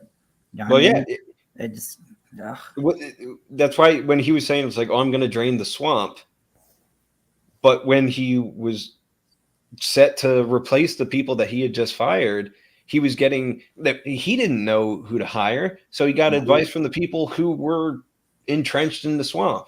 And they made sure their replacements were going to, play ball with them. He replaced snakes with snakes. Yeah. He replaced one set of snakes with a different set of snakes. And there were some good people that got in there. But at the same point, the issue really wasn't necessarily all of the cabinet level ones. The real issue was the administrative state people one, because there's 4,000 political appointees in a presidency. It was the layering of a vast number of those people where the real issue kind of came in, and then their inability to just go in and clean house of a lot of the government employees that stuck around, like all the SESs. The thing is, like a GS-15, you can't get rid of them. Short of child pornography or domestic abuse or something at the office, like, you cannot get rid of them. But the SESs work at the pleasure of the president. They're the bureaucratic state right there. Now they can all be axed. Just one stroke of a pen, they're done. They're not protected like the GS employees are, and that could have been done, or radically wiped that cadre out and put in a better cadre in. But I don't think he had enough of a plan going in. No, I don't. He picked up politics as a hobby 15 months before he got elected.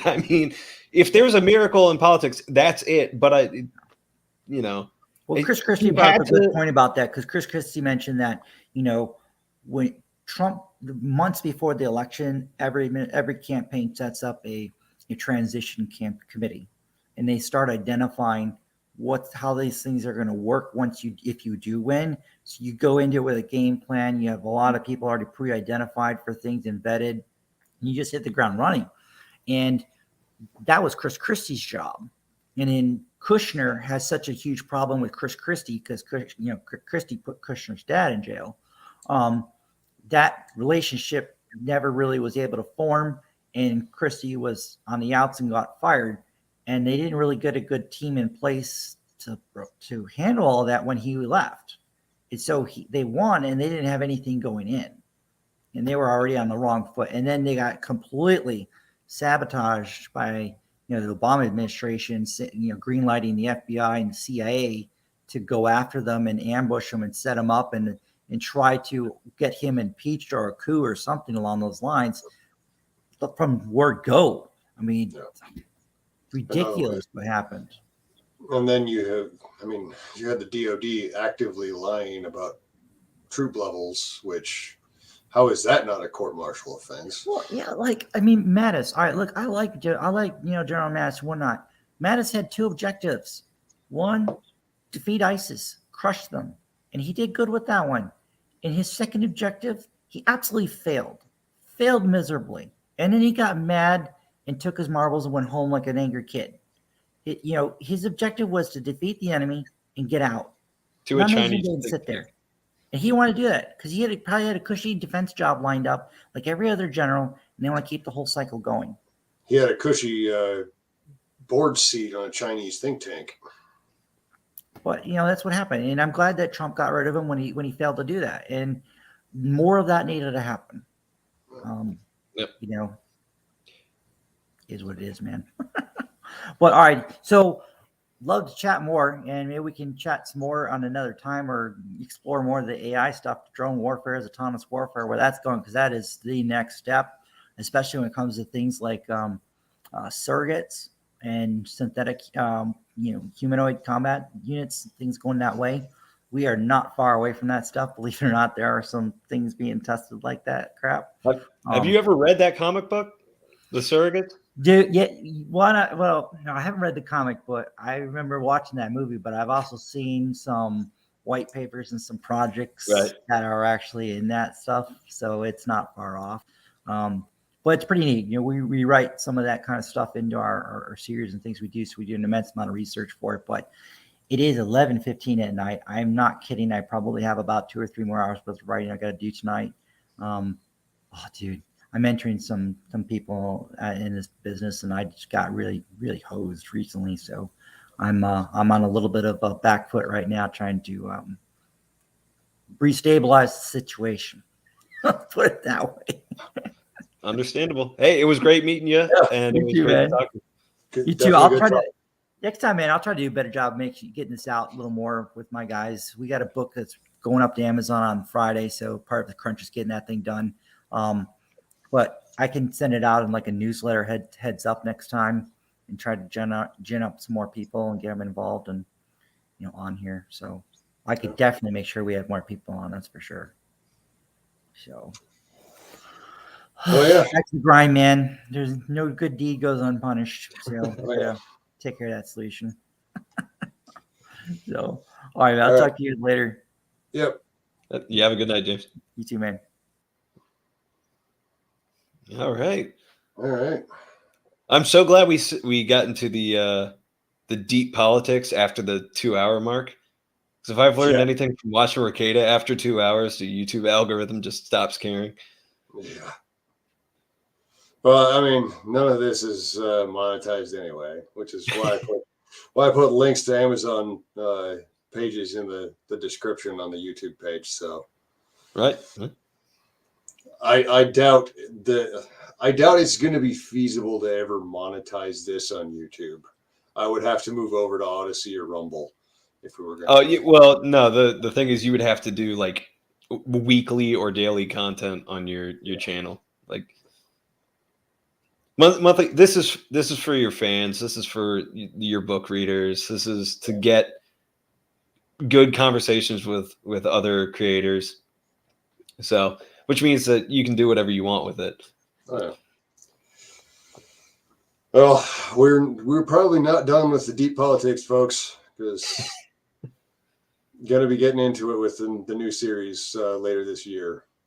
But You're talking about the Lost, right? Yeah. The deep politics of Norse mythology. We're gonna the book 5 is gonna be getting into some intrigue, but a little bit different. Yep, I'm looking forward to it. Yeah. But anyway, folks, yeah, probably going to do this a little bit later next month, after Mark and Reprisal comes out. Trying to get Larry Correa on for next month so we can talk about guns and action writing. Oh, that would be fun. So, hope you all enjoyed it, and we will see you next month.